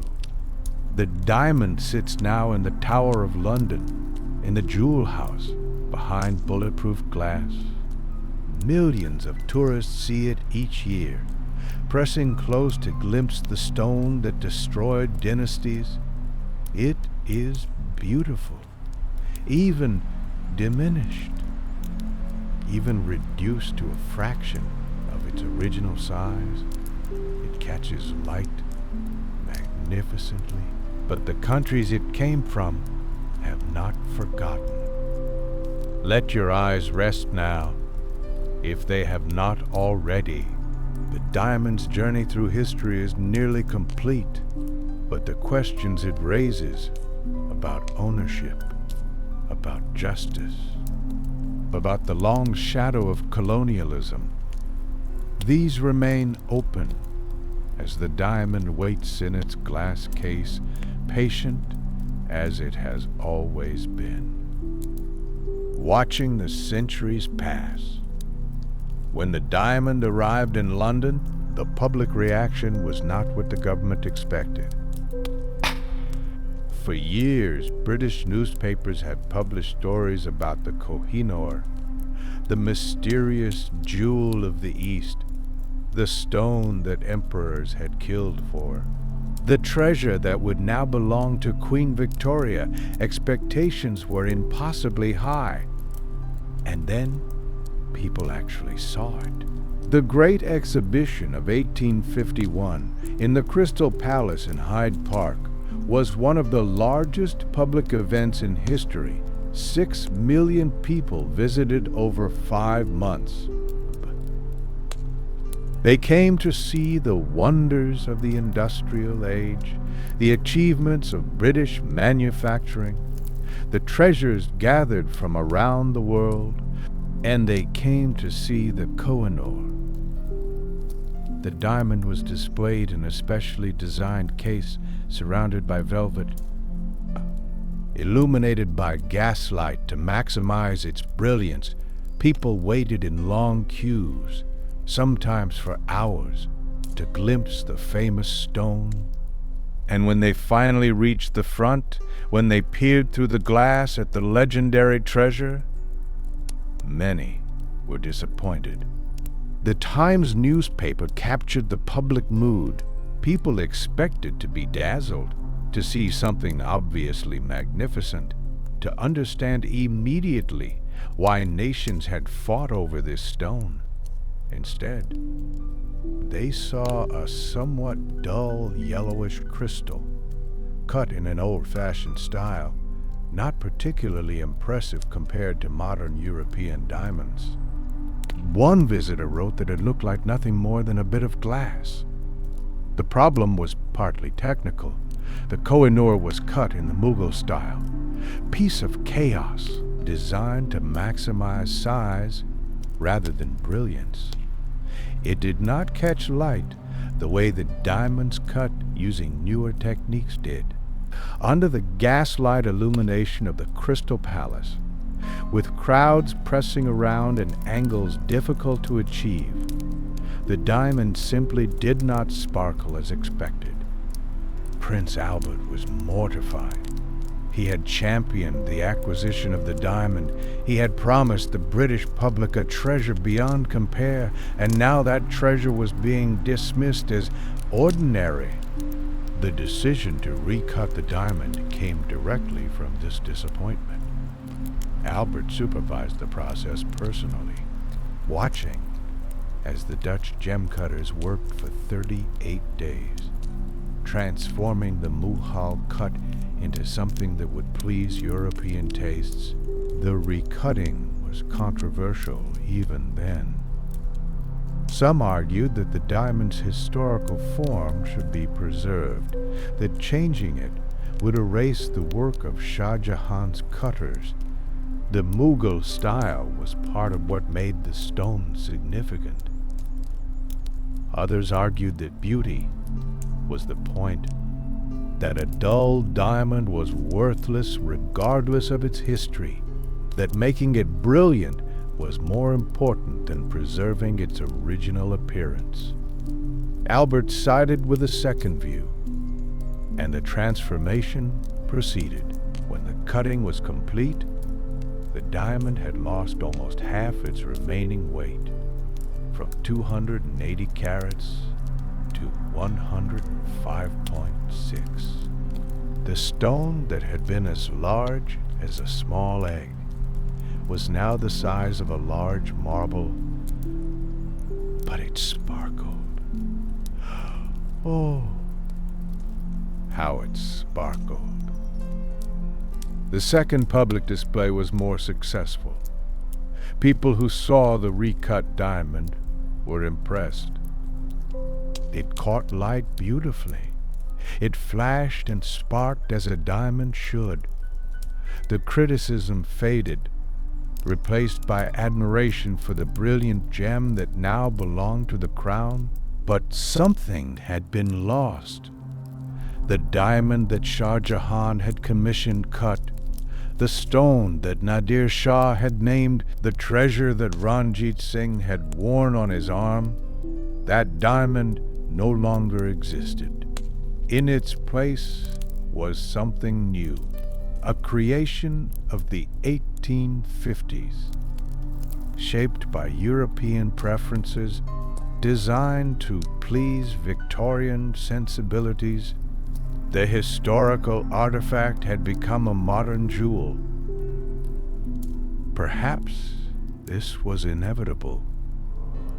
Objects that pass through many hands are always transformed. Each owner leaves their mark, changes something, makes the object partly their own. The British did what the Mughals had done before them. They remade the diamond in their own image.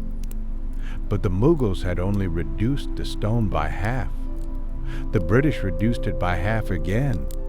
Each transformation diminished what had come before. Today, experts estimate that only about 13% of the original Koh-i-Noor remains. The stone that weighed 793 carats when it was found is now 105.6 carats. The rest is gone, scattered as diamond dust. Used to polish other gems, vanished. What we see in the Tower of London is not really the Kohinoor of legend. It is a descendant, a great-grandchild, carrying the name and some of the essence, but fundamentally transformed.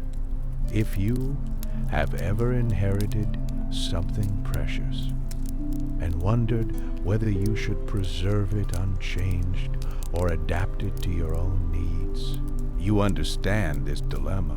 Preservation keeps the past alive, but sometimes makes the past irrelevant to the present. Transformation keeps the object useful, but erases what made it historically significant. There is no right answer, only choices and consequences. The cultural meaning of diamonds has shifted over the centuries. In ancient India, diamonds were associated with divinity, with cosmic power, with the ability to bring fortune or disaster. To the Mughals, diamonds were symbols of imperial authority, markers of legitimate rule, connections to heaven. To the Victorians, diamonds were simply valuable, beautiful, things to be owned and displayed. Their spiritual significance had faded, and to us, what do diamonds mean now? In the 20th century, the diamond industry transformed public perception. Through advertising, through cultural manipulation, diamonds became associated with love, with engagement, with the promise of forever. A diamond is forever, the slogan said, and millions of people came to believe it. But this meaning is manufactured, recent, not inherent in the stone itself. The Kohinoor carries older meanings, meanings that predate the advertising campaigns. meanings connected to power and empire and the strange way that objects can outlast the humans who possess them. Perhaps this is why the Koh-i-Noor remains fascinating. It does not fit the modern narrative about diamonds.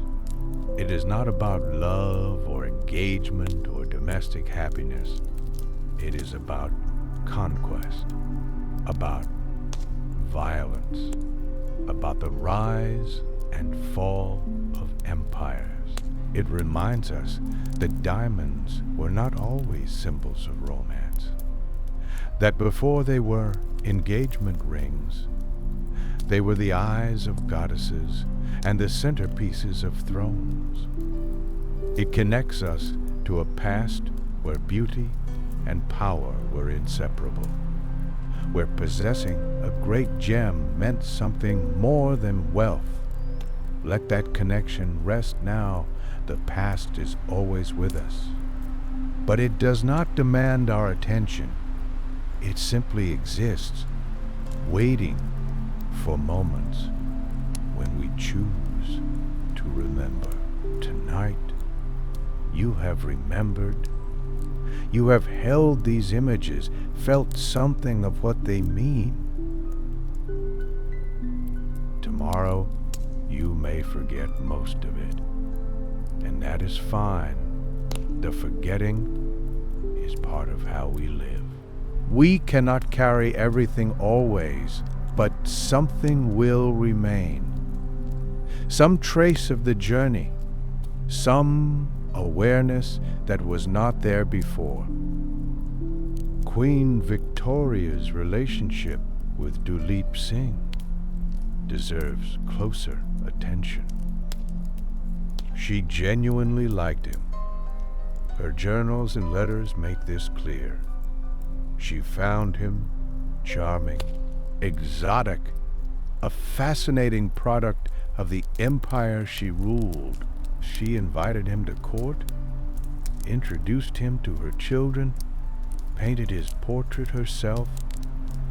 They exchanged letters, gifts, expressions of affection. But what was this relationship? Really? Was it friendship? Patronage? Something more complicated?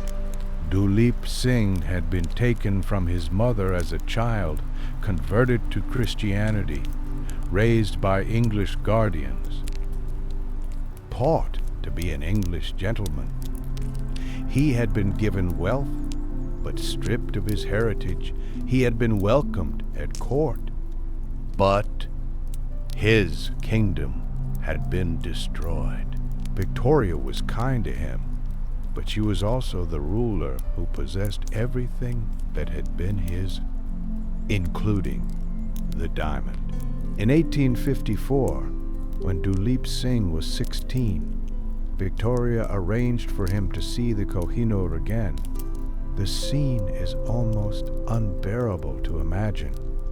Boy who had signed away the diamond, now standing in Buckingham Palace, holding the stone that had been his family's treasure, that had been the symbol of Sheik power, that now belonged to the woman who had taken everything else. What did he feel in that moment? The official accounts say he graciously presented the diamond to Victoria, acknowledged that it was rightfully hers, showed proper deference to his sovereign. But this was a teenager, raised to please, surrounded by people who had power over every aspect of his life. What else could he say? The private reality may have been very different years later. Big. After reconnecting with his mother, after learning more about what had been done to his family, Duleep Singh's feelings changed. He wrote angry letters. He threatened rebellion. He tried to reclaim what had been taken. By then, it was far too late. The empire was too powerful. His resources too limited. His moment had passed before he even understood what moment it was. Victoria seems to have been genuinely puzzled by his later rebellion. She had been kind to him. She had shown him favor. Why was he angry? The question itself reveals the blindness of colonial power. She could not see that kindness was not the same as justice, that personal warmth did not compensate for political theft. That being a favored subject was not the same as being free. The diamond sat between them always. When Victoria wore it, she wore something that had been Duleep Singh's, something that had been his father's, something that represented everything the Sikhs had lost. When she showed it to visitors, she was displaying her conquest. However graciously presented, the stone was a constant reminder of what could not be discussed, what could not be undone, what kindness could not erase. Perhaps you have experienced something similar, a relationship where genuine affection coexisted with profound injustice, where the person who hurt you also cared for you, where the emotions were real but the situation was wrong. If so, you understand something of what Duleep Singh lived. Victoria was not a villain. She was a complex person who did both good and harm. Who cared for the boy she had dispossessed? But the harm was real, regardless of the care. And the diamond was proof of it, sparkling on the Queen's breast. Duleep Singh's later life was marked by this contradiction. He lived well for a time. On the generous allowance the British provided, he hunted and socialized. He seemed to have everything a man could want, but he had been cut off from his roots. His language, his religion, his history had been taken from him as surely as the diamond. When he tried to reconnect, to reclaim his Sikh identity, to return to the faith of his fathers, it was too late. It was neither fully Sikh nor fully English, neither Indian nor British. Belonging nowhere, death in 1893, impoverished and alone in Paris, is often cited as the final proof of the curse. The boy who had owned the Koh-i-Noor died far from the diamond, far from his homeland, far from anyone who remembered what he had been. The stone had destroyed him, as it had destroyed so many others. Or perhaps that is too simple. Duleep Singh was destroyed by colonialism, not by a stone. The British took his kingdom, his mother, his identity.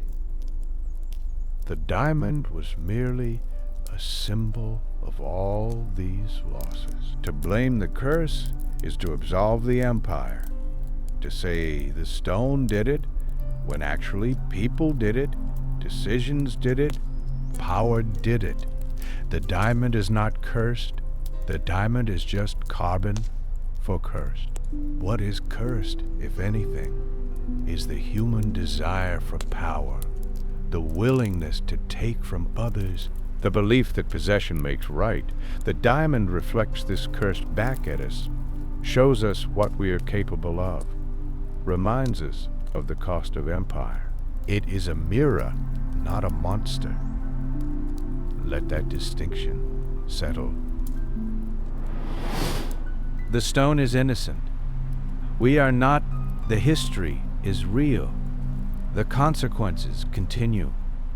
But tonight, for this moment, we can simply observe without judgment, without resolution. We can see what happened and let it rest. Duleep Singh is beyond our help. Victoria is beyond our judgment. The past is complete. What remains is awareness and the choices we make going forward.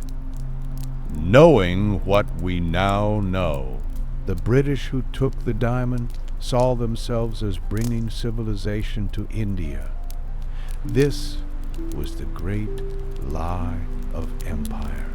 The story they told themselves and the world, that colonialism was a gift rather than a theft. That the colonized should be grateful for their subjugation. Lord Dalhousie, the Governor-General who orchestrated the diamond's transfer, believed sincerely that British rule was good for India. He thought he was improving the places he conquered, modernizing them, rescuing them from what he saw as barbarism. The diamond, in his view, was simply being moved to its proper place in the hands of the most advanced civilization on earth, where it could be properly appreciated, properly owned, properly owned. This attitude shaped how the British handled the Koh-i-Noor. They documented its transfer carefully. They created legal frameworks to legitimize their possession. They told the story as a gift, freely given, rather than tribute extracted from a conquered child. The Treaty of Lahore was their evidence. A signed document, legal and binding proof that everything was done properly, that the signatory was 11 years old, that his mother was in prison, that the alternative to signing was worse consequences for everyone. These details were noted but not emphasized. The British Empire at its height was the largest in human history. It covered a quarter of the Earth's land surface. It ruled over 400 million people. It controlled the seas, the trade routes, the flow of goods and information across the globe. The sun never set on the British Empire. The phrase was literally true. At any moment, somewhere in British territory, it was daylight. The Kohinoor became a symbol of this power, a trophy from the conquest of India, proof that Britain could take what it wanted from anywhere in the world. But empires do not last. By the time Queen Victoria received the diamond, the seeds of imperial decline had already been planted. The Indian Rebellion of 1857, just 7 years after the Koh-i-Noor arrived in London, shook British confidence to its core. The violence on both sides revealed the fragility beneath the surface of colonial rule. 2 world wars would drain British resources and manpower. The costs of maintaining empire would become unsustainable. The colonies would demand and win their independence. By 1947, India was free. By 1960, most of Africa had broken away. By the end of the 20th century, the empire that had seemed eternal was reduced to a handful of islands and outposts. Some have connected this decline to the diamond, the curse of the Koh-i-Noor, bringing misfortune to those who possess it, the stone that destroyed the Mughals and the Sikhs, now destroying the British Empire. Gut is a satisfying narrative, poetic justice for colonial arrogance. But the truth is probably simpler. Empires rise and fall. They always have. The forces that created the British Empire eventually exhausted themselves, and the structure collapsed under its own weight. The diamond was witness to this, as it was witness to every other fall. But witness is not cause, yet there is something in the pattern worth considering. Every owner of the diamond believed they were different, believed their power was secure, believed they would be the exception to the rule of impermanence. The British were no different. They thought their empire would last forever, thought their civilization was the culmination of human development, thought their possession of the diamond was permanent and right. They were wrong, as everyone before them had been wrong. The question of returning colonial artifacts has become urgent in recent decades. Museums across Europe are filled with objects taken from colonies, statues and scrolls and sacred items removed during periods when the colonized had no power to refuse. Some argue these objects should return, that they'd belong to the cultures that created them, that keeping them is perpetuating colonial theft. Others argue that museums preserve and protect, that the objects are part of World Heritage now, that returning everything would empty institutions that serve education and scholarship. The Koh-i-Noor is at the center of this debate. Not just a diamond, but a symbol of everything colonialism took, and everything that has not been returned. The arguments for return are powerful. The diamond was taken through conquest, from a conquered people, by a conquering power. The treaty that legitimized the transfer was signed under duress by a child. The diamond is part of India's cultural heritage.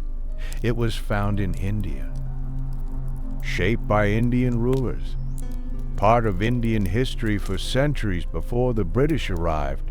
Keeping it perpetuates the colonial relationship, maintains British superiority over former colonies, treats theft as legitimate if enough time has passed. The arguments against return are also substantial.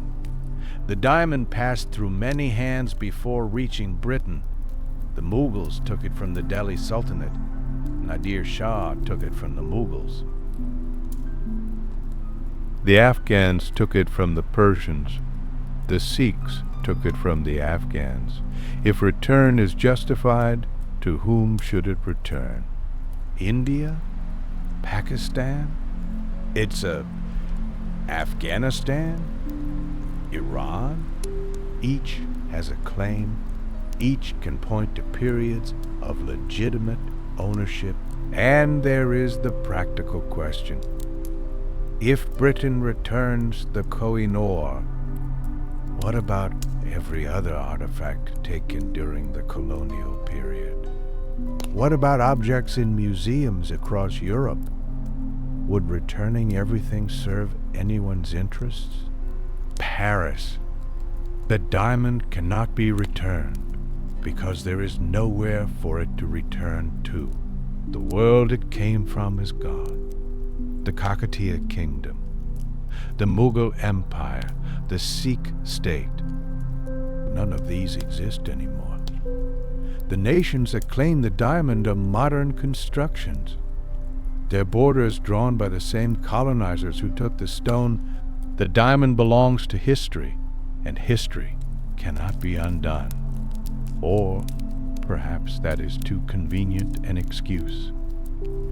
The fact that the past cannot be changed does not mean we cannot acknowledge what happened, does not mean we cannot make gestures toward justice, does not mean we must accept the consequences of theft as permanent.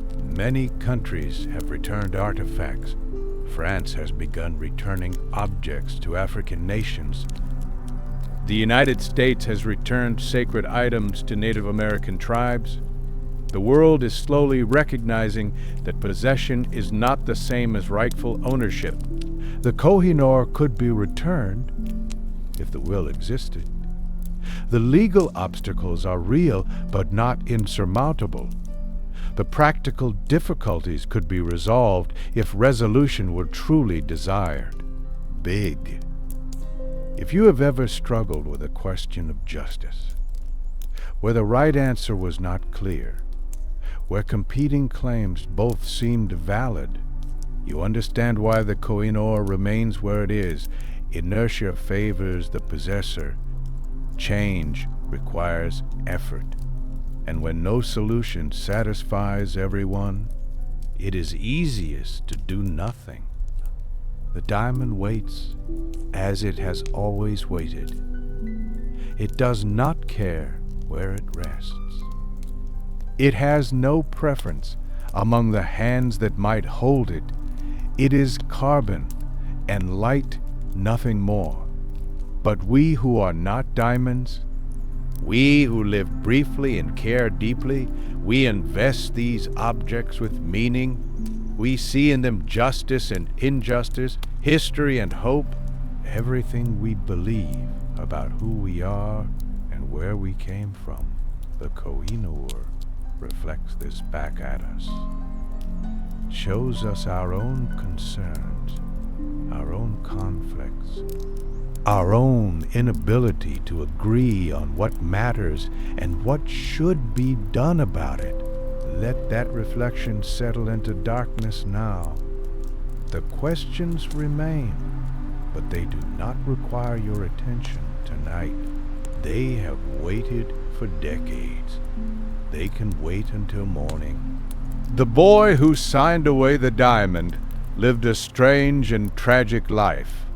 After the treaty was signed, the British took Duleep Singh from India.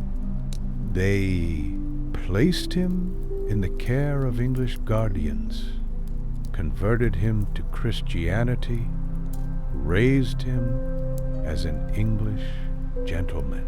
They gave him a generous allowance, equivalent to millions in today's currency.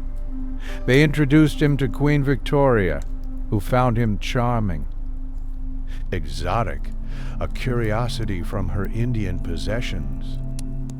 For a while, Duleep Singh seemed content with his new life.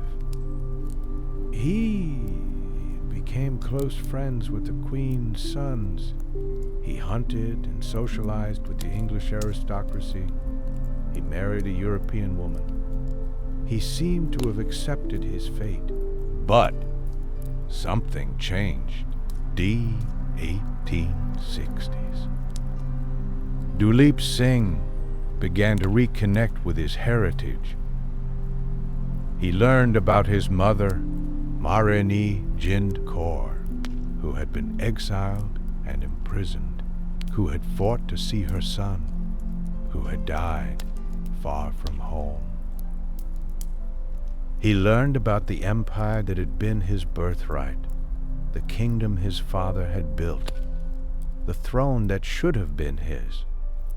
And he learned that the diamond, the stone he had surrendered as a child, was now one of the crown jewels of England. In 1854, when Duleep Singh was 16, he was brought to Buckingham Palace. Queen Victoria arranged for him to see the Koh-i-Noor again. Perhaps she thought it would please him. Perhaps she wanted to see his reaction. Duleep Singh held the diamond in his hands. This was the stone that had been in his family's possession, the treasure his father had worn proudly, the last great artifact of the Sikh Empire.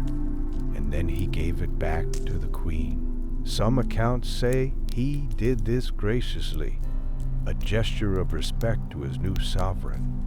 Others suggest he had no choice. What else could a teenager do?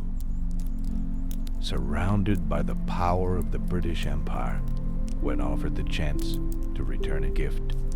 If you have ever been in a position where the only acceptable response was the one that cost you everything, you understand something of that moment. Duleep Singh handed back the diamond, and something inside him may have broken.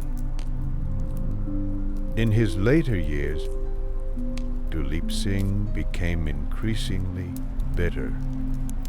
He tried to reclaim his throne. He wrote to European powers asking for support. He threatened to ally with Russia against Britain. He converted back to Sikhism. The British cut off his allowance. He fell into debt. He was barred from returning to India.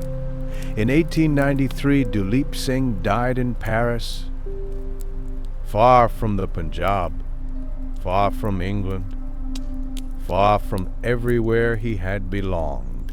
He was 55 years old. He had outlived his money, his hopes, his place in the world.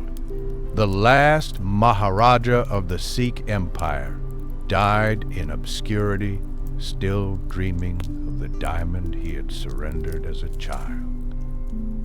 But his descendants continued the fight. His daughter, Princess Bamba Sophia, moved to Lahore in the 1920s. She lived there quietly, painting, connecting with the land her family had ruled. She is buried in Lahore in a Christian cemetery. Her gravestone bears a remarkable epitaph. After death, it says, "There is no difference between kings and donkeys." A fitting summary, perhaps, of what the diamond teaches us about the impermanence of power. Today, the Koh-i-Noor remains in the Tower of London. It is displayed as part of the crown jewels, behind security that would stop anything short of an army. The British government values it beyond price, will not discuss its return, but the calls for restitution have never stopped. India has demanded the diamond's return repeatedly. In 1947 at independence. In 1953 when Queen Elizabeth II was crowned. In 1976. In 1997. In 2000. In 2010. In 2016. The British government has refused. They argue that the diamond was legally obtained, that the Treaty of Lahore was a valid agreement, that returning one artifact would create precedent for emptying every museum in Europe. India argues that a treaty signed by a child under coercion is not valid, that colonial theft cannot be legitimized by paperwork, that the Koh-i-Noor is part of India's cultural heritage, stolen during a period of oppression. But India is not the only country claiming the diamond. Pakistan argues that the Koh-i-Noor was taken from Lahore, which is now in Pakistan. The last rulers before the British were Sikhs, and the diamond should return to the place from which it was taken. Afghanistan argues that the Durrani kings were the rightful owners, that the diamond should return to Kabul, where Ahmad Shah Durrani built his empire. Iran argues that Nadir Shah took the diamond fairly in conquest, that Persian claims are as valid as any other. Even the Taliban has weighed in, claiming the Koh-i-Noor as Afghan heritage. The question of who owns the Koh-i-Noor becomes a question of how far back you go. If you go back to the Kakatiyas, it belongs to the region that is now Andhra Pradesh in India. If you go to the Delhi Sultanate, it was taken by conquest. Does conquest create ownership? B. If you go to the Mughals, the Persians, the Afghans, the Sikhs, each claim has some validity. Each claim ignores the claims of those who came before.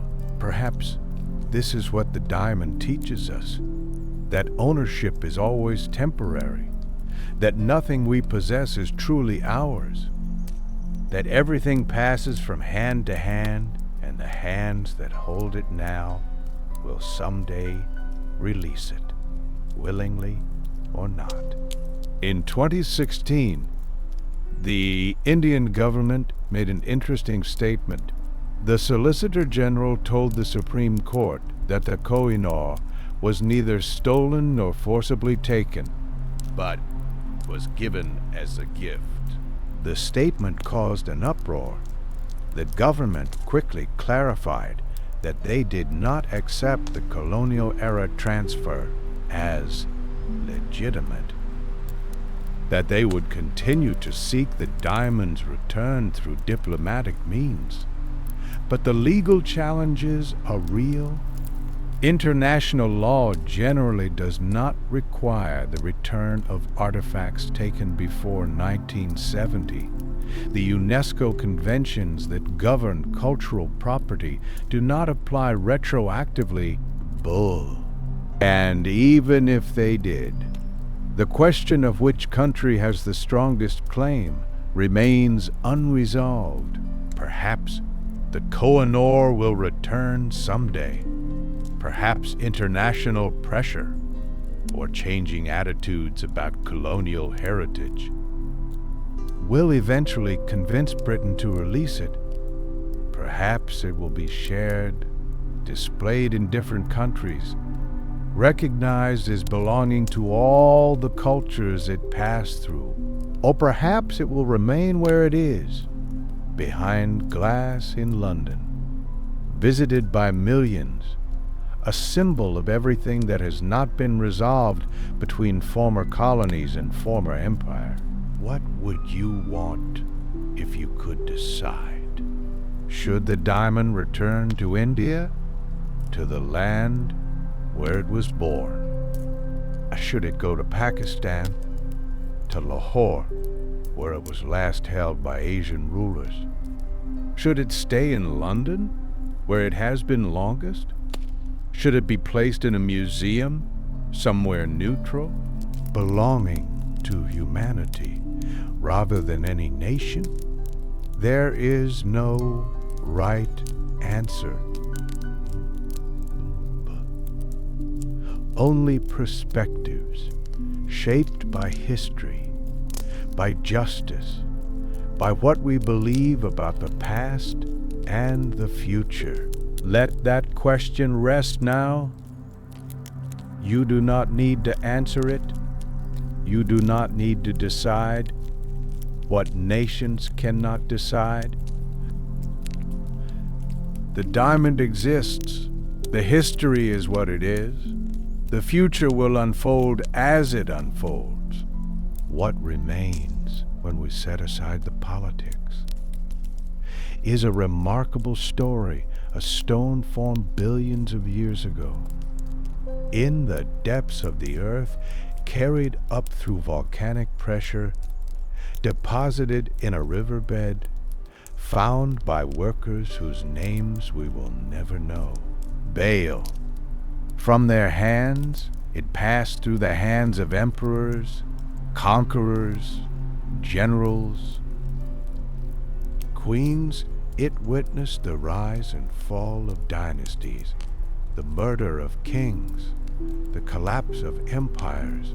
It was hidden in turbans, set in crowns, cut and recut, diminished and transformed.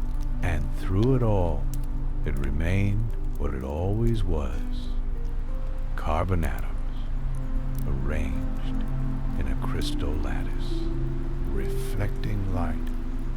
The curse may have been real, or it may have been the natural consequence of possessing something everyone wanted. When you hold what others desire, you become a target. When you possess what nations fight for, you invite conflict. The diamond did not cause the destruction that surrounded it. It attracted the kind of people who bring destruction upon themselves. Or perhaps that is too simple. Perhaps there is something about concentrations of value, of beauty, of power, that warps everything around them. Perhaps the diamond was a lens, focusing the worst of human nature, bringing into sharp relief the greed and violence that might otherwise have remained diffuse. We cannot know. We can only trace the path, marvel at the story. Learn what we can about the nature of power and possession, and let the diamond rest, as you rest now, in whatever darkness surrounds you. The story is told, for tonight, the emperors are dust. The kingdoms are memory. The diamond remains, and you remain, carrying something of this story with you. One more mind that has held these images. One more person who knows what the Koh-i-Noor has witnessed. Sleep now, let the centuries fade. Let the kings and queens dissolve into the darkness behind your eyes. The diamond will still be there tomorrow, sparkling behind glass, patient as stone. Rest.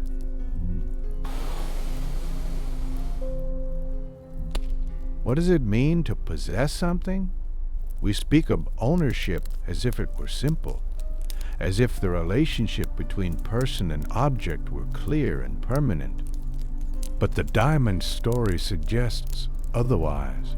Every owner believed they possessed the stone, but in truth, the stone possessed them, drew them into its orbit, shaped their ambitions, became central to how they understood their own power. Nadir Shah did not merely own a diamond. He became the man who had the Kohinoor, his identity, wrapped around the stone. Shah Jahan did not merely display a gem. He remade himself as the kind of ruler whose throne could hold such magnificence. Ranjit Singh did not merely wear jewelry. He proclaimed through the diamond that the Sikhs had arrived as a world power. Perhaps all possessions work this way to some degree. The things we own shape us. They tell us who we are. They become part of the story we tell about ourselves. The person with a large library becomes a reader. The person with a grand house becomes someone who belongs in grand houses. The person with a famous diamond becomes someone whose fame is tied to the stone. But when possession becomes obsession, when identity becomes dependent on objects, something is lost. The diamond's owners could not let it go. They hid it in turbans. They made excuses to avoid surrendering it. They died rather than release their grip. This attachment did not protect them. It made them targets. It drew violence toward them. It became the center around which disaster organized itself. Perhaps the curse is simply this: that obsessive attachment creates the conditions for loss. When you hold something too tightly, others notice. They want what you have. They scheme to take it. Your very grip advertises the value of what you hold. And when loss comes, as it always comes, the grief is proportional to the attachment. The tighter you held, the more devastating the release. The diamond teaches this lesson again and again to those who can hear it. Let go. Release. Nothing you hold is truly yours. Everything passes. The hand that grips is empty in the end, but few of the owners learned. They held tighter, schemed harder, fought more desperately, and they lost anyway. If you are holding something tonight, some worry, some attachment, something you cannot bear to lose, perhaps you can practice releasing, just for now. Just while sleep approaches, open your hand in imagination. Feel the weight of whatever you hold and let it rest. Not grasping, not clutching, just present.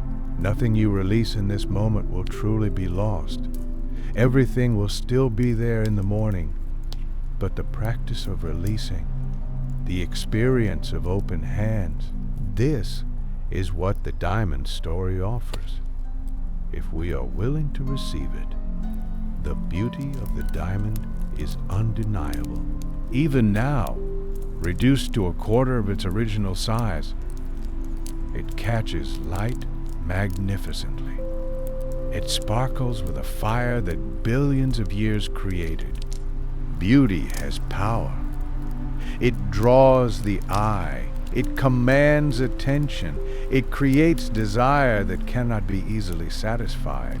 The men who owned the diamond were captured by its beauty. They could not look away.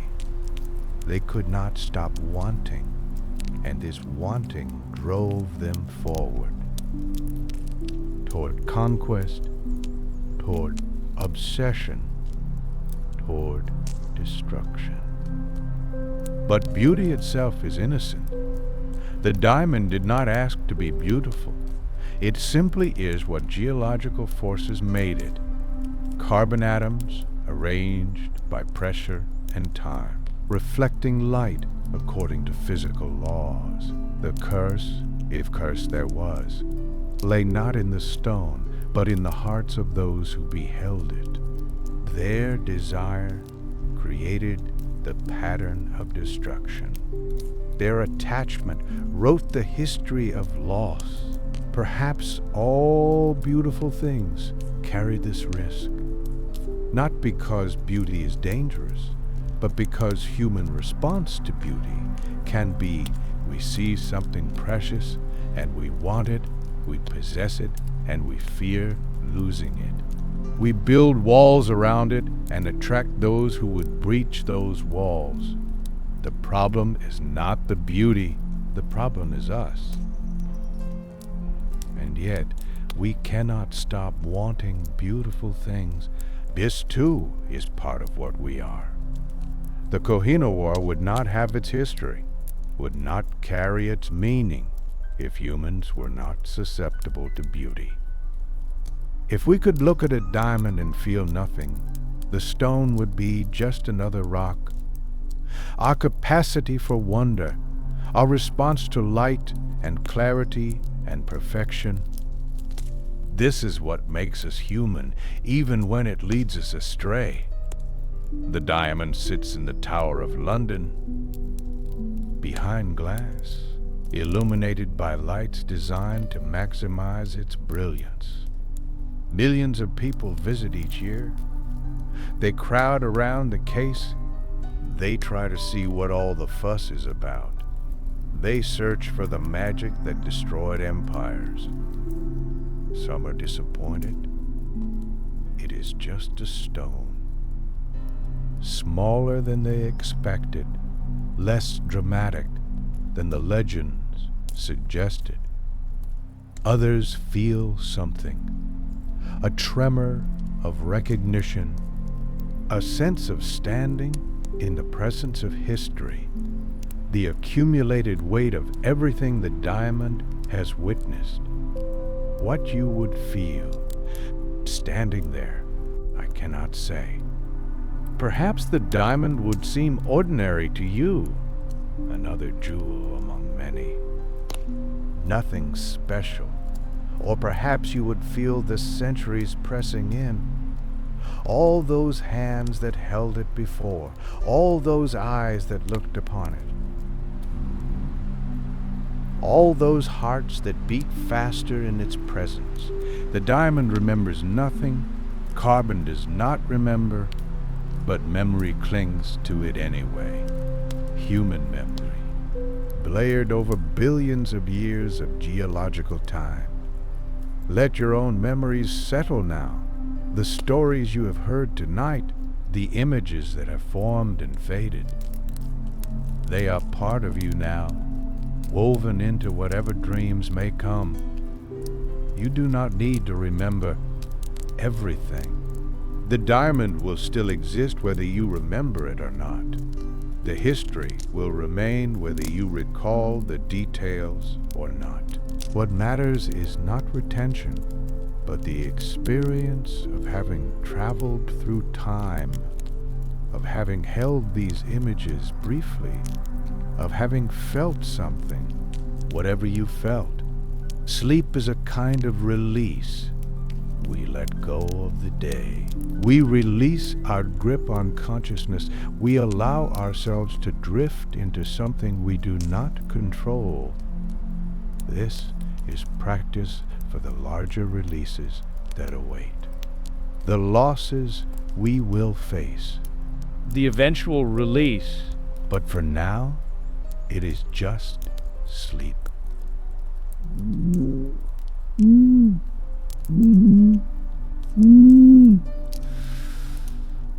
The diamond does not sleep. Minerals have no need of rest. They simply exist, unchanged by time, indifferent to the passage of days and years. But you are not a diamond. You are alive. And living things need darkness, need stillness, need the renewal that only sleep provides. Let yourself be different from the diamond now. Let yourself be soft where it is hard. Let yourself be changeable where it is fixed. Let yourself surrender to the darkness that it would simply reflect. You are temporary, breathing. And that is not tragedy. That is simply what it means to be alive. Sleep now. The diamond has traveled far, through centuries, through hands that grasped and released, and now it rests behind glass in London, waiting for what? Perhaps nothing?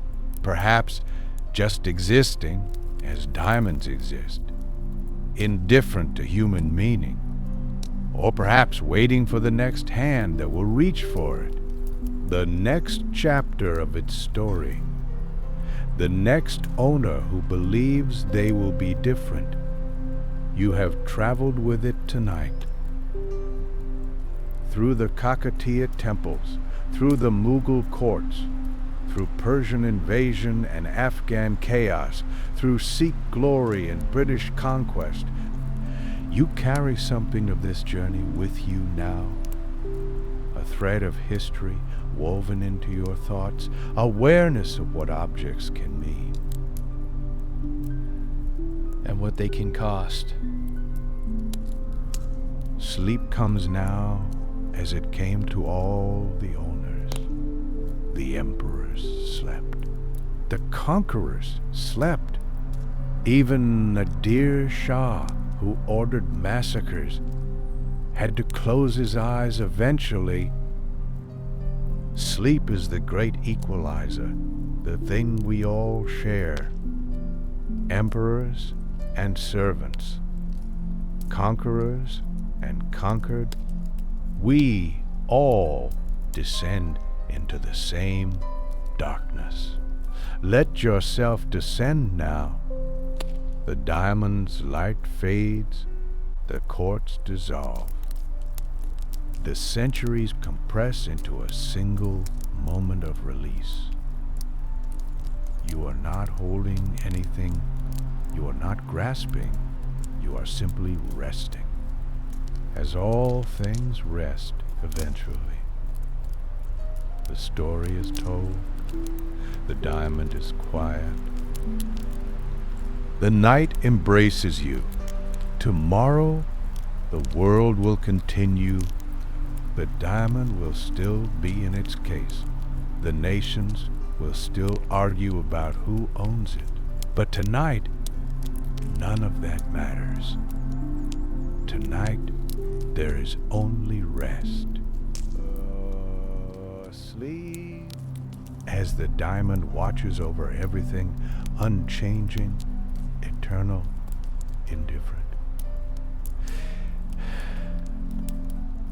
But before you drift away completely, one final thought. Tonight we have traced the path of a single object through centuries of human ambition, watching how empires rose and fell around a stone that simply existed, indifferent to the chaos it seemed to attract. But there are other objects, other warnings, other patterns that stretch across millennia. If you found yourself wondering about ancient warnings, about cycles that repeat, about knowledge preserved across thousands of years for reasons we do not fully understand, there is another journey waiting for you. What if the Sumerians' warning predicted the Anunnaki return? 5,000 years ago, scribes pressed warnings into clay tablets, messages about beings who came from elsewhere, who shaped human civilization, and who promised to return. The tablets were buried deliberately, placed where they would survive, waiting for someone to find them and wonder what they meant. That story connects to this one in ways you might not expect. Both are about objects that carry meaning across time. Both are about warnings preserved for future generations. Both ask what the ancients knew that we have forgotten, but that is for another night. When you are ready, when the questions call you back. For now, let sleep take you. Let the diamond fade into darkness. Let the centuries dissolve. You have traveled far tonight through courts and conquests, through hands that grasped and reasoned. Now, rest. The diamond will still be there tomorrow. The questions will remain. The history will wait. Sleep now in the company of all who have wondered about precious things, about curses and blessings, about what objects mean and what they cost. Good night.